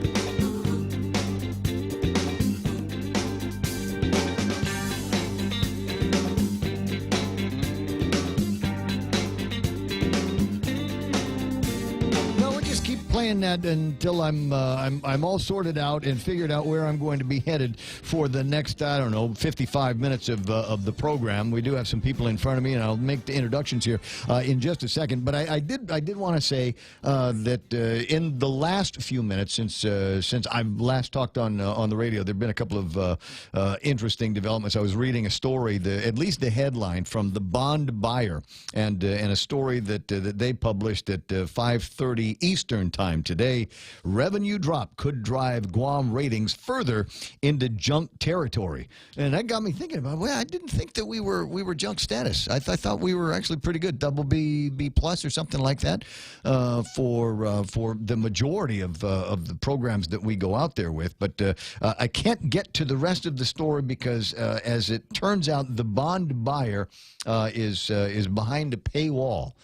And I'm far too cheap to want to whip out the credit card so I can read the rest of the story. So, hey, listen, if you're one of the subscribers to the Bond Buyer, and I'm sure that somewhere in the sound of my voice, Eric Westling, you should be able to dig that information out for me, and then we can talk about junk status. Also, be interesting to find out what the guy in charge of the Committee on Finance over at the legislature has to say about this. Will it make any difference in what the legislature has got to grapple with as we all move kicking and screaming through this fiscal crisis that we are at the cusp of? And so interesting we have this conversation about what's happening with the government of Guam, because it's easy to be able to draw the parallel to what we're talking about when it comes to our own personal finances. Frank Charfris back in the studio from Community First, and Mike Rudolph. Great to have both of you here in the studio again. How was the weekend? It was very good. Nice and dry. Yeah. Thank you. Did you get out there? Wait a second. We got wait, it was a Mike. Hold on a second. Mike. I need to turn that one on. I'm going to buy you a mic switch. That's what we're going to be doing for you. But great to have you. Yeah, nice dry weekend. Not a whole lot going on with the 5K on Saturday. Did you win, Derek? Did you make that one? I made it. I didn't win. I saw you. You were going fast.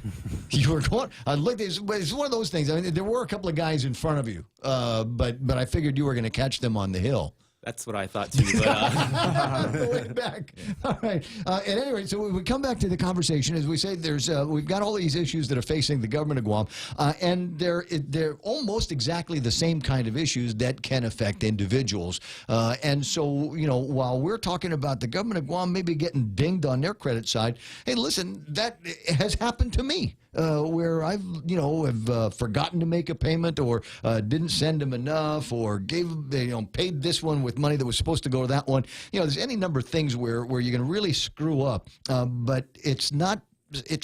There's no permanent damage. It might take you a while to get out from under it, but I've never thought that there was any kind of permanent damage when it comes to doing that. And where is it most important? When you're lining up a mortgage or a second or something like that. So that's one of the things that we want to talk about here this morning. And so we'll start with the credit question. What are the ways that I can build or rebuild credit? I think first you need to know where you're starting from. So it's important to pull your credit report, maybe get a report from all three bureaus, and see what's there. Look for inaccuracies.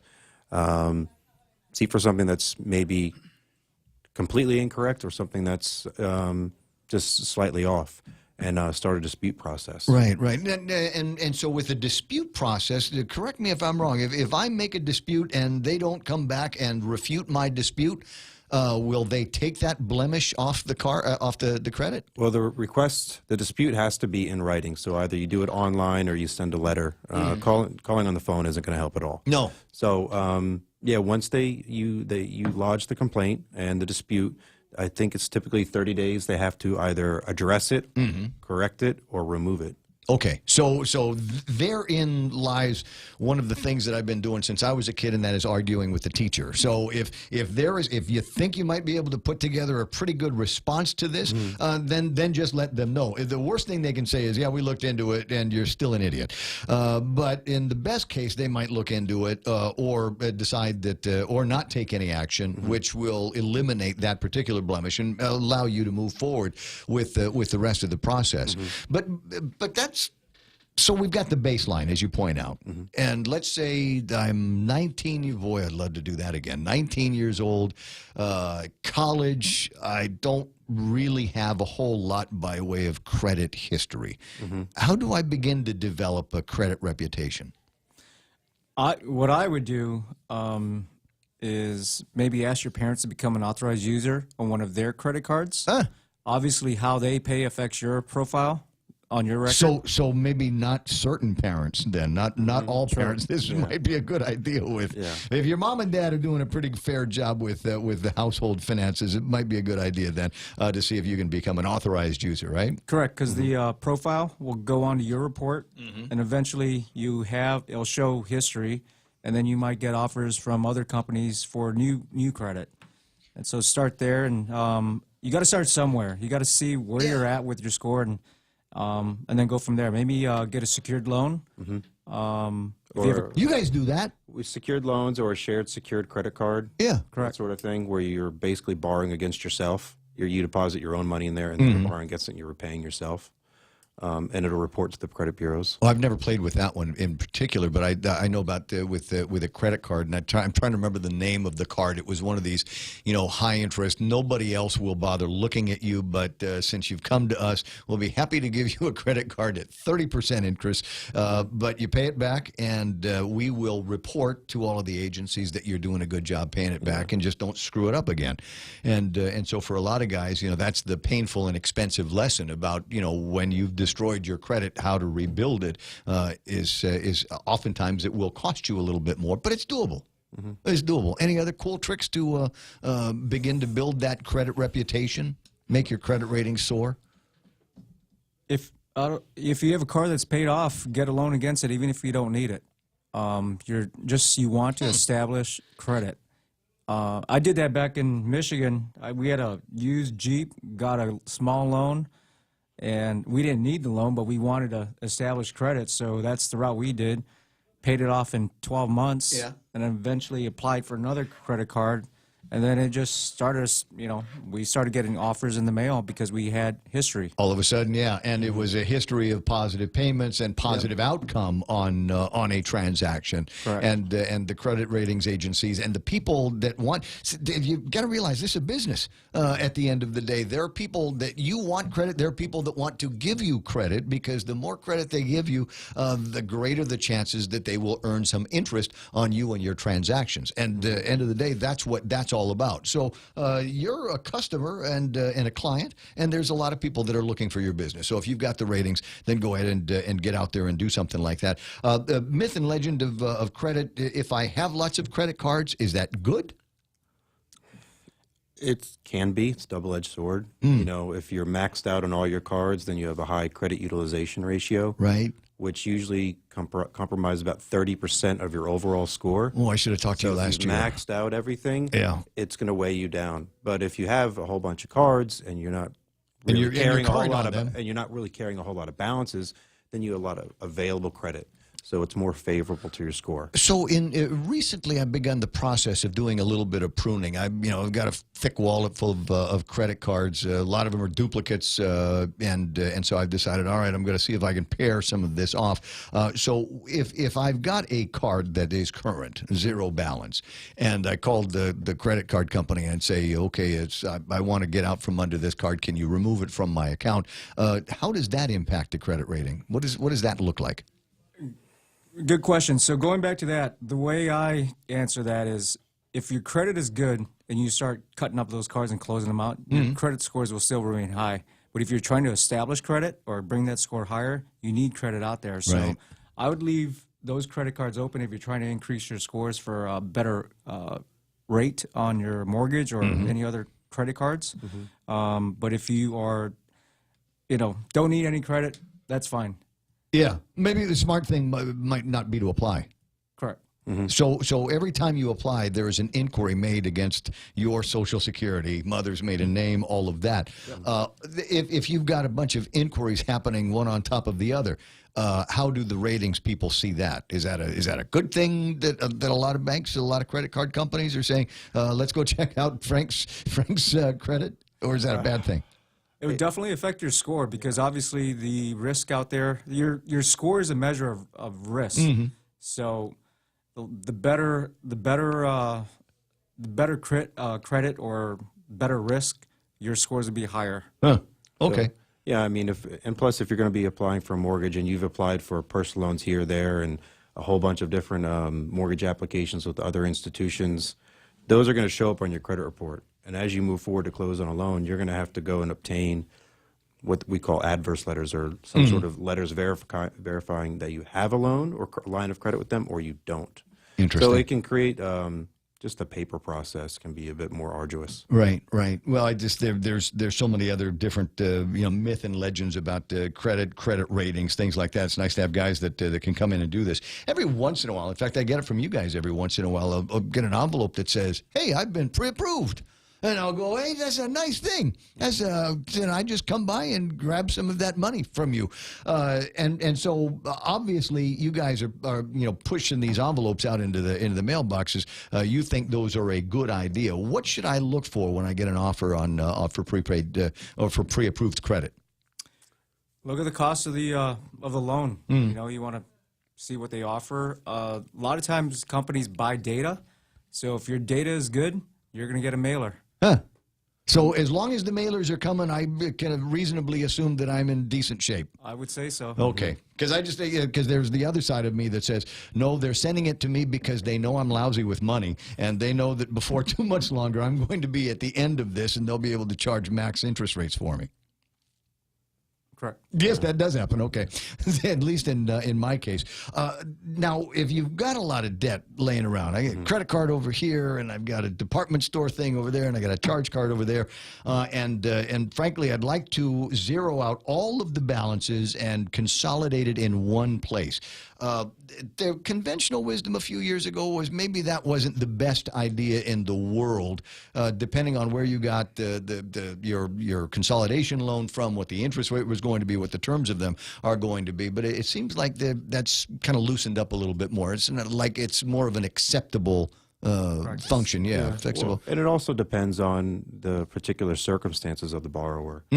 Sometimes it could be just absolutely insurmountable for some people to, on a monthly basis, to chip away. It could take years. So maybe one fell swoop of maybe doing a debt consolidation loan by refinancing a property and reducing their overall monthly debt service can be beneficial and help get them back on their feet. In the very least, then it helps to get back to that baseline. Correct. So you're not sitting around at the end of the month, statement. Where am I going to find the money? Get the loan, get them all taken care of, and then bring things back down to just that one statement that you've got to make and that one obligation. And from there, it gets a little bit easier to see what your world looks like. And I would look, depending on what your interest rates are on whatever purchases these are. Certainly, your high interest credit cards need to go on that. If you had a high interest loan when you bought your car, and if we're getting pretty close to the end of the balance book on that, put the car on there.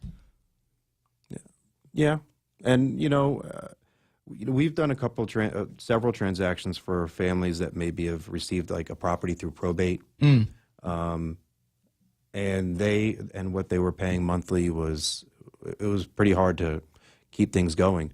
And what they were able to do is as soon as the probate was over, they refinanced that property, and they went from say spending $2,000 a month in debt service to spending $800, and they can actually tread water and begin to make progress in their life. Right. So it's really nice to be able to help people out and help dig them out of those situations. We have a program that runs every weeknight here on the radio station, Dave Ramsey, and he's got his own program for things like that. And a lot of what you'll hear on his programs are things that we talk about every day here, maybe opportunities for you to be able to settle some of these issues in your life. And I tell you what, even though you might have taken 5 or 6 credit cards and those credit vehicles and turned them into just one, it's still money that's going out. It's not like we've forgiven any debt. You might be able to restructure the interest payments, but still in all, at the end of the day, you'll feel better about it because you don't have all of these nagging obligations. Mm-hmm. Now you just have one nagging obligation. Yeah, and it's all about cash flow. So at the end of the day, how much money do you have in the bank after you pay X, Y, and Z? So if you restructure, at the end of the day, you'll have probably $400 or $500 in your bank account. So get the mortgage, line everything up. Every once in a while, when you get a mortgage, they'll look at your credit ratings and look at what you are qualified for and say, well, you didn't buy enough house. Do you want to use this? Can we loan you some more money so that you can make some improvements on the house, maybe move into the house and then go to Bermuda or whatever it is that you want to do? That's not uncommon. I mean, life happens. People get into trouble. Yeah.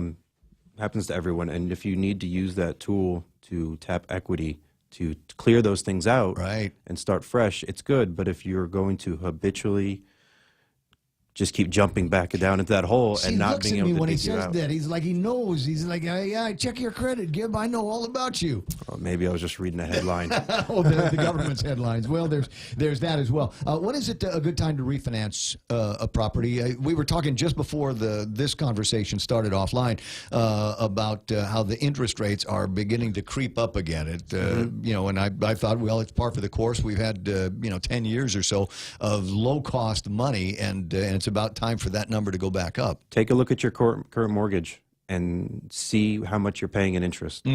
If you can save a point, maybe 2 points now, it's probably a good idea.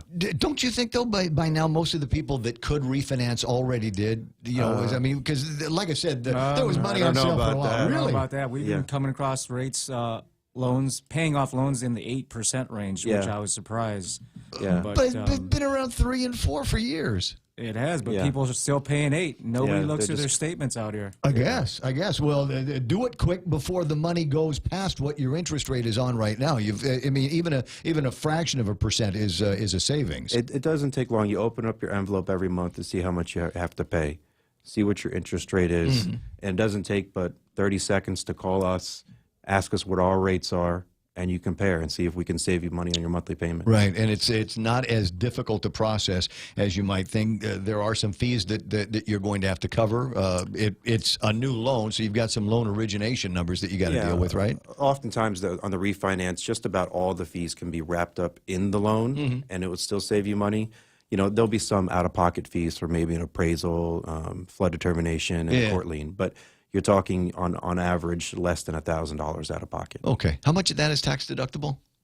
On any of those fees, out of pocket stuff? Is there any of that we can just the origination fee when you buy a house? Okay. Not a refi. Correct. Okay, gotcha. Now, is there a timeline? Say I bought a house and I like the numbers, and then all of a sudden the numbers out of the Fed started rolling down again, and I've decided to refi. Is there a limit to how often, soon, and how often I can put that package together? Well, assuming you don't have a prepayment penalty on the existing loan. I don't think I've ever seen one. Okay. Then if it makes sense, we're going to tell you it makes sense. And if it doesn't, we're not going to write the loan. Right. That's all it is. I mean, we're here to make good decisions for you if you can't see it on paper. Right. And as usual, it's important that you start putting things together. If the conversation that we're having right now has got you of the mind that, maybe it is time that I tame this beast a little bit, it's easy to, there's all kinds of people in all kinds of places. Community First, go to the Tamooning Shop, beautiful location that they've got in there, and start talking to somebody about what your options might be, both in terms of personal loans, the consumer stuff, or a mortgage or a refi on a big piece of property. Because or a little one. Okay, all right, but as we move forward, I guess the point is, as we move forward into what's left of 2018, who knows what is going to be happening with the federal government and your withholding taxes and your corporate taxes? Who knows what's going to be happening with the government of Guam and your current wages and what your future wages are going to be? Now is the time to sort of build that financial fortress around you so that you'll be able to better weather some of those storms. And that's what these guys are good at. They're kind of financial weathermen, if you will. Derek hasn't hardly said anything all morning long. So, Derek, how do we find these guys or other experts that you got under your roof so that we can, as we say, build that financial fortress? We'll just visit them at our Tamuning branch. It's on Challen, San Antonio, 305, right next to Costules. Right. Or give us a call at 472-8210. Now, how much of this stuff can we get, the preliminary work, can we get done online on your website? Anything? You can submit a pre-qualification. It's 10 questions, super easy. It'll take you about 5 minutes. Oh, and then as soon as we get it, it goes to a general email. We'll call and confirm receipt and verify the information, and we could spit something out in 20 or 30 minutes. So brilliant idea. Go do that first. Number one, it'll let you know if there's any blemishes that you need to work on. Number two, you work on those blemishes, if any. And then number three, it gives you an idea of how much house you can buy, how much you'll be able to spend based on that pre-qualification that you get when you work with these guys. Hey, it's always nice having you in the studio. Likewise. Thank you. And we'll do it again soon. 9:26 in the morning. And, that's an iConnect time. I know it's iConnect time because Mike just pointed at his watch. So 9:27 in the morning, iConnect. Connect longer for less with iConnect's push to talk mobile and internet plans. Chili's has the seafood you crave, the flavors you love, at a great price with our 3 for Me Lent menu. For just $15, you can get a beverage, fresh salad, and a Lent-friendly entree. First, choose from a refreshing Coca-Cola, iced tea, or Heineken on draft. Then enjoy a fresh house salad right before you indulge in your choice of a mouth-watering entree, like our spicy shrimp tacos, savory Cajun pasta with shrimp, or our flavorful grilled ancho salmon. Chili's 3 for Me Lent menu for just $15. Available for a limited time. Chili's. More life happens here. Connecticut water treatment customers don't keep coming back. They're satisfied the first time. That's right. Connecticut non-electric water treatment systems take care of your water problems, and you won't need to keep calling us for repairs. Join the list of satisfied Connecticut customers who purchased their non-electric water systems years ago and are still enjoying clean, conditioned water without any hassles from timers or circuit boards. American Water Tech. Smarter water. Better water. Call American Water Tech at 649-2301 or email them at info@americanwatertech.com. At GTA, we believe you deserve better than home internet with hidden data fees. That's why all our internet plans are unlimited, because streaming your favorite shows while cooking dinner shouldn't cause indigestion when the internet bill comes. So the choice is yours. Bill shock with the other guys, or a life unlimited with GTA. Say goodbye to hidden data fees and make the switch today. GTA, your island, your network. Your place for Lent is at KFC. At KFC, you can be so good every day with the largest variety of seafood on Guam. Choose from our popcorn shrimp, fish fillet breaded shrimp, seafood salad and twister, the wasabi fish deluxe, or try the all-new shrimp and crab calagoon and twisters. And of course, we can't forget your favorite KFC's one and only original recipe chicken. This season, there's only one place for all your Lent favorites. KFC, it's finger licking good.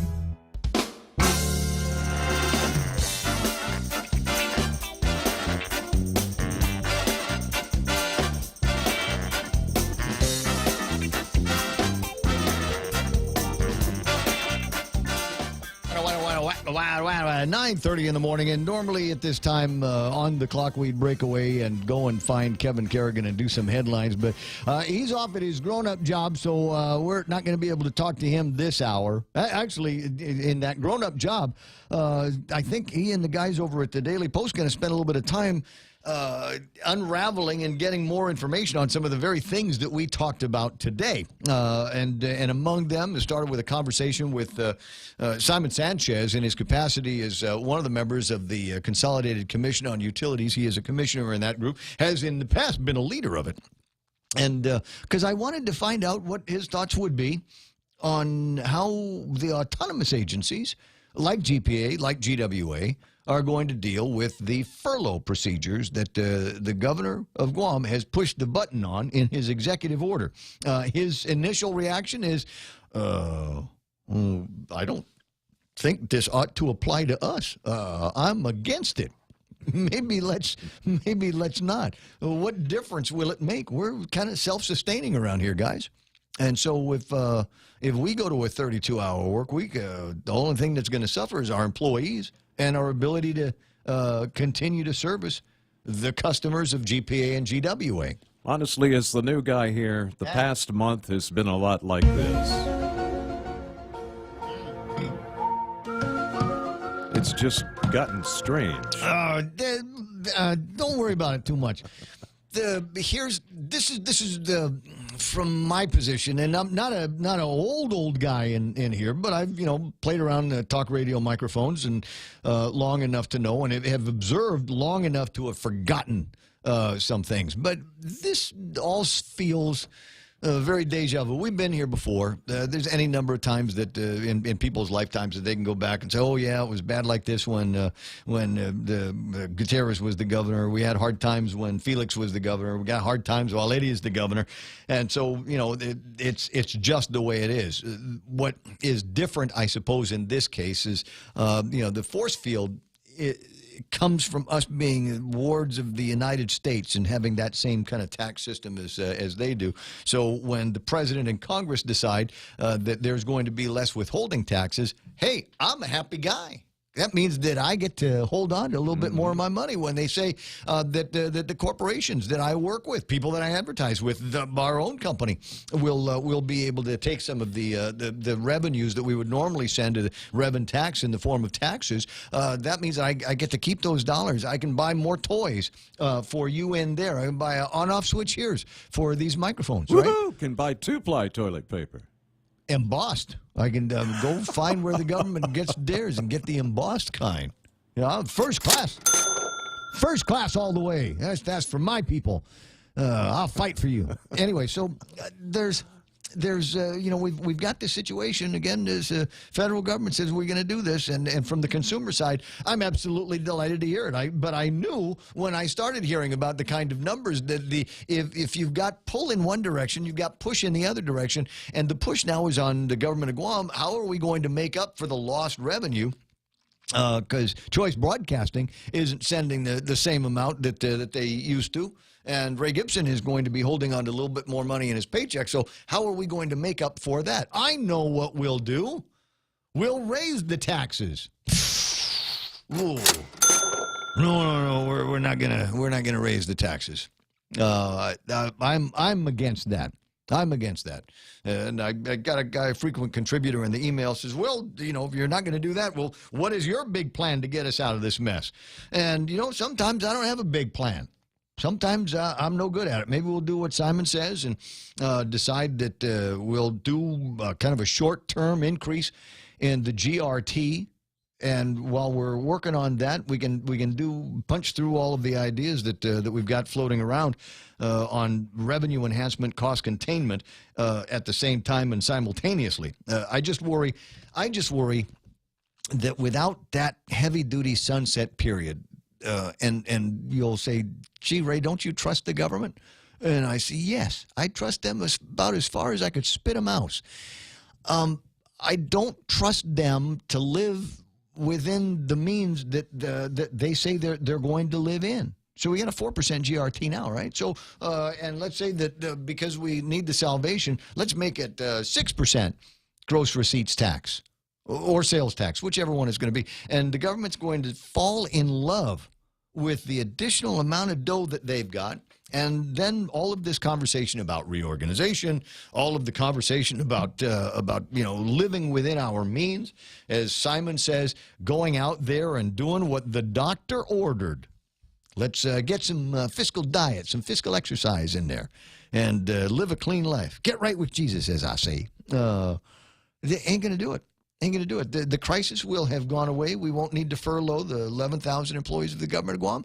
And it will be just like it was before until the next time that something in our financial force field comes and bites us in the noggin. And then we get to go through this all over again. We will have the same conversations. It won't be Eddie Calvo against B.J. Cruz at the legislature. It will be somebody else at Adelup against somebody over at the legislature. And that's just the way it's been, and I don't see anything that is going to change that. So I was earlier remarking about how quickly the bad news has spread or is spreading. At 7:59, Joanne Brown of the port, and we're just talking about autonomous agencies and stuff, and just before we were about to go into the Fox News, she says, you know, this is going to have far-reaching effects. I mean, we're going on the bond market here for the port, and here we are on Credit Watch. I'm like, whoop, ding, ding, ding, ding, ding, ding. What do you mean, Credit Watch? What are we talking about here? Where did that come from? Didn't know. I was aware of some grumblings, but nothing firm, nothing confirmed. So that was at 7:59. And by 10 minutes after 8 o'clock, the press releases were already moving. It was already happening. Well, it's not such a long time after that it begins to hit some of the financial media. Drop could drive Guam ratings further into junk territory. Keely Webster, writing for bondbuyer.com. You know, I let my subscription to bondbuyer.com lapse. Did you? Yeah, I missed. I couldn't. So, but at least one person on my my WhatsApp list has maintained their subscription. And there's some interesting stuff here. The Credit Watch and I hate reading things to you, but indulge me this. The Credit Watch placement reflects the government's disclosure that its cash flow will be extremely constrained over the next several months and perhaps even longer, and also reflects our view that the government's ability to meet its ongoing obligations could be impaired. Who said that? Paul Dyson at S&P. Guam has a history of structural imbalance in its general fund. How well they know us. Including recurring deficits, a very large negative general fund balance, a massive long-term liabilities. Guam had a negative $106 million general fund balance as year-end fiscal 2016. According to S&P, audited financial statements for FY 2017 are not yet available. But didn't the governor say that we had a surplus of $17 million or something like that? I heard that somewhere. Yeah. So, anyway, we'll send them their audited statements. Maybe it'll make a difference. The negative Credit Watch placement reflects the possibility that these challenges will further diminish the general government's ability to meet its operational responsibilities and address its ongoing obligations, including debt payments.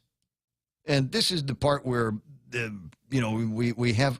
Where's the ominous music bed? Do we have that?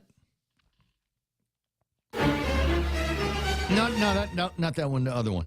Don't we have this faster stab? Dun dun dun. Okay, that's the one. Okay. There we go. I'll pull that one up. I'll make that number one. If we don't, because I'm going to do this now in my my most sardonic voice. Okay. If we don't receive evidence from the Guam officials addressing these ratings considerations, we will likely lower the rating. Wow. On-air production is so hard. S&P expects to resolve the Credit Watch following an analysis of management's plan to deal with the territory's current liquidity challenges. And so that's where we are with that. And that's, trust me, going to be the big story for the rest of the day. We are trying to get a hold of the chair of the Finance Committee at the legislature. That would be Joe S. St. Augustine, but he's apparently been in meetings. And I bet you in those meetings, this is what they're talking about. Because this is going to be the next big bugaboo. Now, to the degree that, if you want to say it's orchestrated, you can say it's orchestrated. I don't know if it makes any difference whether, Eddie was seeding information to S&P or whether they picked it up because they can read what's on the internet. They can hear what's on these streams. In fact, somebody suggested that what I do here is take a look at where our streams are going, capture the IP addresses, and see if we can see if we can get the IP addresses of S&P or whoever, and see if any of these ratings agencies are paying attention to what we're doing here at on the news. And my guess is even if they don't, I mean, if somebody owes you money, a lot of money like we owe in a lot of these debts that we have, I'd kind of Google every once in a while to see how they're doing. And if you've been Googling financial Gov Guam, Eddie Calvo, 34th Guam Legislature, BJ Cruz, chances are likely you would come up with some stories that might not reflect very good on your good faith when you made these loans. So I think that's what the conversation is going to be. So here's the part, and you need to think about this because it's already 9:41 and I'm tired of thinking. You need to think about this. Will it make any difference? Will this pronouncement from S&P make any difference? The couple of things that I marked out in this is, and they get it. They're of the idea that maybe there needs to be something happening between the governor and the legislature, and something has got to happen. The government indicates that it might be difficult to meet payroll in May of 2018. I'd say I thought there was going to be problems in April. I thought it was going to be March. But vendors aren't going to be getting paid, and in April it was going to be bad, but now difficult to meet payroll in May of 2018. This according to the S&P and their read of our situations and guidance, I guess, that they've gotten from GITA and the governor's office. So the question, like I said, for you to think about here is this going to make any difference? Is this going to move the needle? That's what we call it here at the radio station. You always want to make sure that the VU meters, the needle on that is moving. And that's why I don't take long pauses, and that's why I talk so much, because I don't like dead air. So that's what I do here. Will this move the needle over at the legislature? Will this pronouncement put, what's the word I'm looking for? Will it challenge them to put some feet in the fire and finally make a decision? Is this the urgent warning that they have been waiting for at Adelup that will make it so that Therese Terlai, subbing for BJ Cruz, who's out of town until at least the 15th, is this the one that's going to make her say, I mean, literally breathe through her teeth and go, maybe we ought to do away with the public hearing requirements and just go into a committee of the whole and vote on one of these measures. They're going to go back into session at 2 o'clock this afternoon. And so is that what's going to happen? I mean, it's difficult for me to make a prediction. You know, I hesitate to do that anyway because personalities change, and it's possible that there might be some votes shifting around. I never feel confident about how a senator is going to vote on something until after the vote has been cast and recorded, because things change quickly down there. So, well, especially when it comes to money. Yes. You know? Yes. But, I mean, it's votes. It's votes, right? So they're not calling in loans. We're just on credit watch. That's all it is, kids. They're not coming back and saying, you have to pay everything back now because we don't trust you anymore. We're still with a B+ rating on all of these, but there is credit watch negative on general obligation bond. We've got certificates of participation for the John F. Kennedy High School, Guam Ed Financing, Phoenix Individual Development, and I forget what exactly that is that it is supporting. But I want to say the numbers are about $10 million for the general obligation bond and another, I don't know, $177 million worth of the COPs that are outstanding. For those of you that are concerned about the BPTs, those measures, those are, you know, we've outlined money for those, so they're reasonably sure that they're going to get those paid. So interesting stuff all around that is taking place there. Looking over some of the items on that are left over on the table of contents, trying to think, was there another headline that we made? It was, I think that was it, right?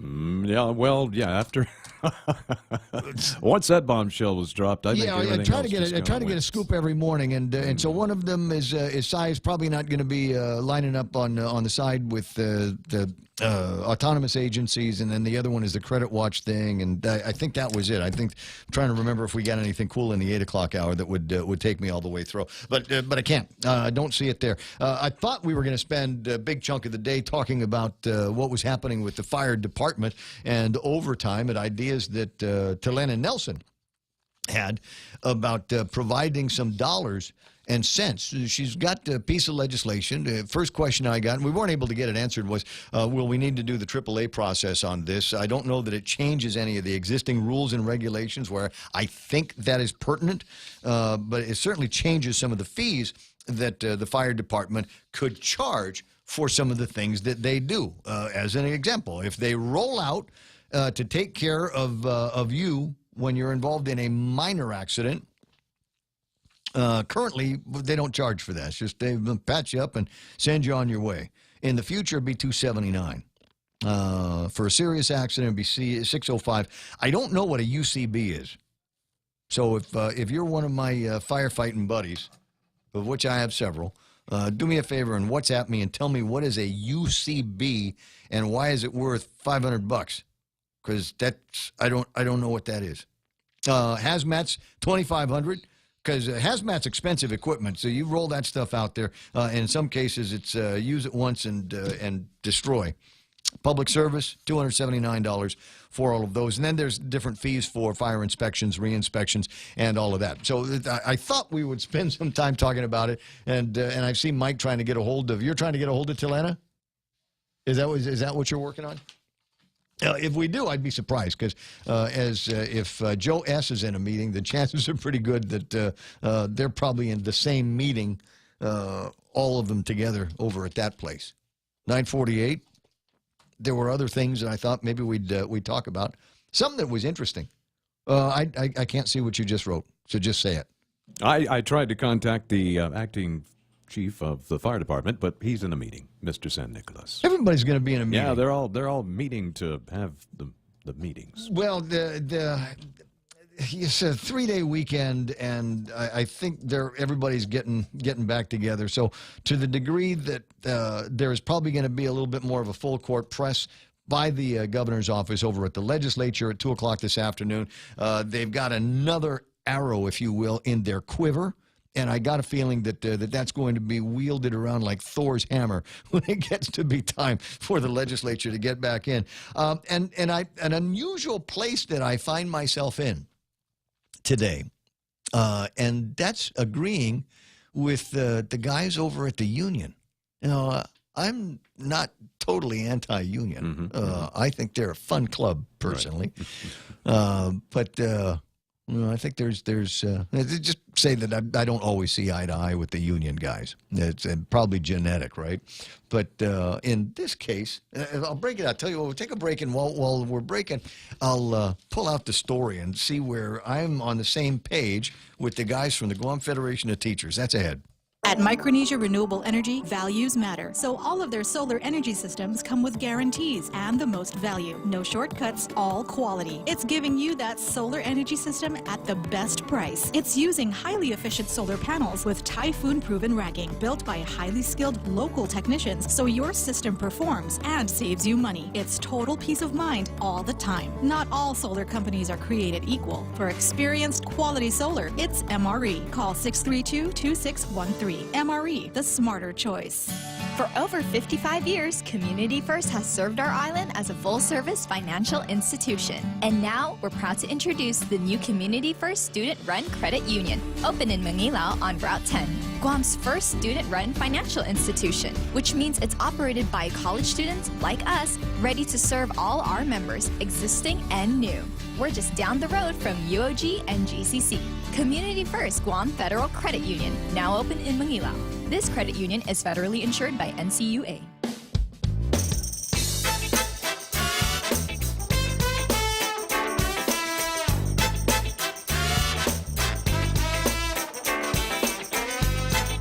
Yeah, I spend way too much time talking about people that are watching on Facebook. I just think it's very, very cool technology and something that I always wished that we had in the radio game. And now that it's there, it's just, for me, it's a significant daily kind of affirmation of what we do here. What we do in this industry. It's like people are watching, and I can see them come and go, and I can see their reactions to some of the things that we do and we say here on the radio station. And they can see you too. That's and so can I just say that every day I wake up and I shave my face.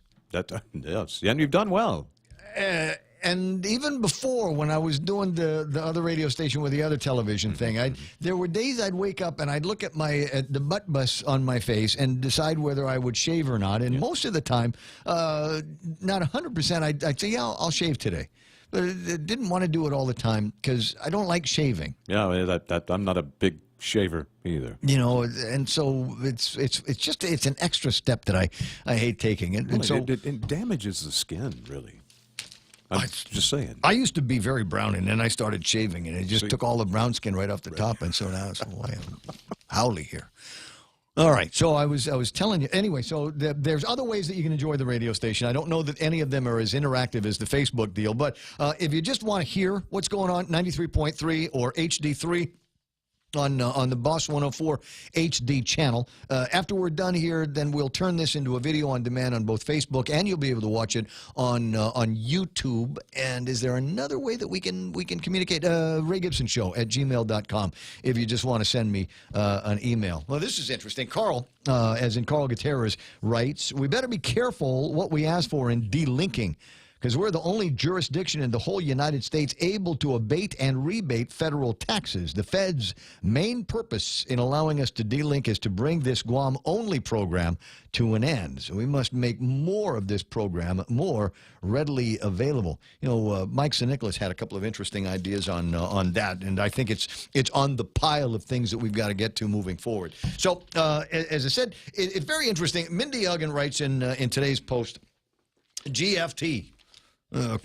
Governor owes us an explanation, and goes on into a story, an interview with Robert Koss of the Guam Federation of Teachers, and he says, as steward of our government, the governor owes us an explanation why public safety was the first place where cuts were made, when Guam Museum and other non-essential functions are a more logical first step, stated Union Representative Robert Koss. It goes on to talk a little bit about the history of where we are in this fiscal crisis and all of that stuff, and I thought made a pretty good point. And I'm looking at this going, wow, look at me and Koss agreeing on the same thing. We got there needs to be, but I don't know if it's an explanation. I don't know that the explanations that I've heard make all that much sense to me. And there's people in Agana like the idea that there is a precinct that we've got there, and don't like the idea. I think that it's closed. The fire station out in Estumbo and Petey is closed. If you follow Guam Blog, which Romeo's Guam Blog. And he's got an interesting meme in there, you know, about, what is it, one of those, that look you make when you're having your campaign event in Petey, but the Petey fire station is closed. And he thought that was an interesting bit of irony in there, as Romeo is wont to do. The only place, I think, where Robert Koss and I separate, where we differ in our view, is he believes, because it says, Koss believes public employees should not bear this burden alone when the entire island benefited from the Trump Job Acts. How our elected leaders solve this problem before them is a measure of their character and fitness for the position they hold. I agree with that point.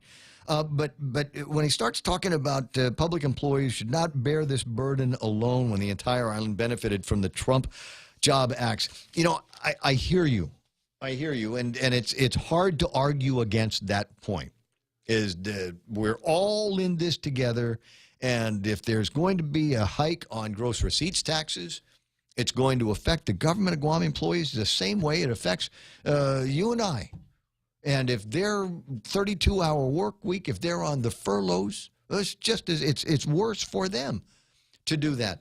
But I do want to make this point, is that while we are all in the same boat, some of us have different accommodations. Some people are riding up in first class. That's right. And some people are down there in the steerage. And some people are, you know, in business class, right? There's different ways that we are all riding this canoe that we call Guam. You can go to the Department of Labor's website. And I've mentioned this before, but let me underscore this. Let me give you the actual numbers. The Department of Labor's website will break it down in percentages, but I'll give you the numerical values. In the private sector, from December 2016 to December of 2017, private sector weekly wages went up. They went up. You know how much? How much? $13 a week. Wow, 13 whole dollars. $13. I can go get a Whopper. That doesn't buy me a 12-pack of the beer I drink. That's right. There's 52 weeks a year. For heaven's sakes. I'm upside down on my Heineken Light budget. You can't stock up on ramen noodles, though. A lot of salt, buddy. A lot of salt. It really is. Yeah. See, this is funny. Kevin Kerrigan's now watching on the thing. So private sector weekly wages up by $13. Public sector weekly wages were up, you want to guess? Let's say double. $26. $26? Yeah. That number is too low. Wow. $33. $33. $33. $33. That number is too low. We're in the wrong business. Wow. The public sector weekly wages, I'm not making it up, it's on a website, the Guam Department of Labor website, went from 1,000, oh, there's another distinction, it's $45. Wow. Still. So from December 2016, if you're working in the and this doesn't apply to everybody, obviously in the public. This averaged out all of the numbers. They don't make a distinction in the reporting between guys that grunts that drive the truck and the guy that buys the truck in the government of Guam. They just all of the numbers go together. But on average, public sector weekly wages up by $45 over the year in comparison to private sector wages that only went up $13. And God help the retirees who have probably had to deal with laxacolas or decreases in what their annuities ended up being. So that's where we are on that. And that's per week, right? And that's per week. But Yeah. there's another distinction that we need to make. And again, I hear you, Bob, but I got to disagree on this point. We are all in this together, but we aren't all riding the same. We're not all pulling the oars the same way here. In the private sector, weekly wages, like I said, went up $13 from $485 to $498. That's where we are. Would you like to know the numbers on the public sector?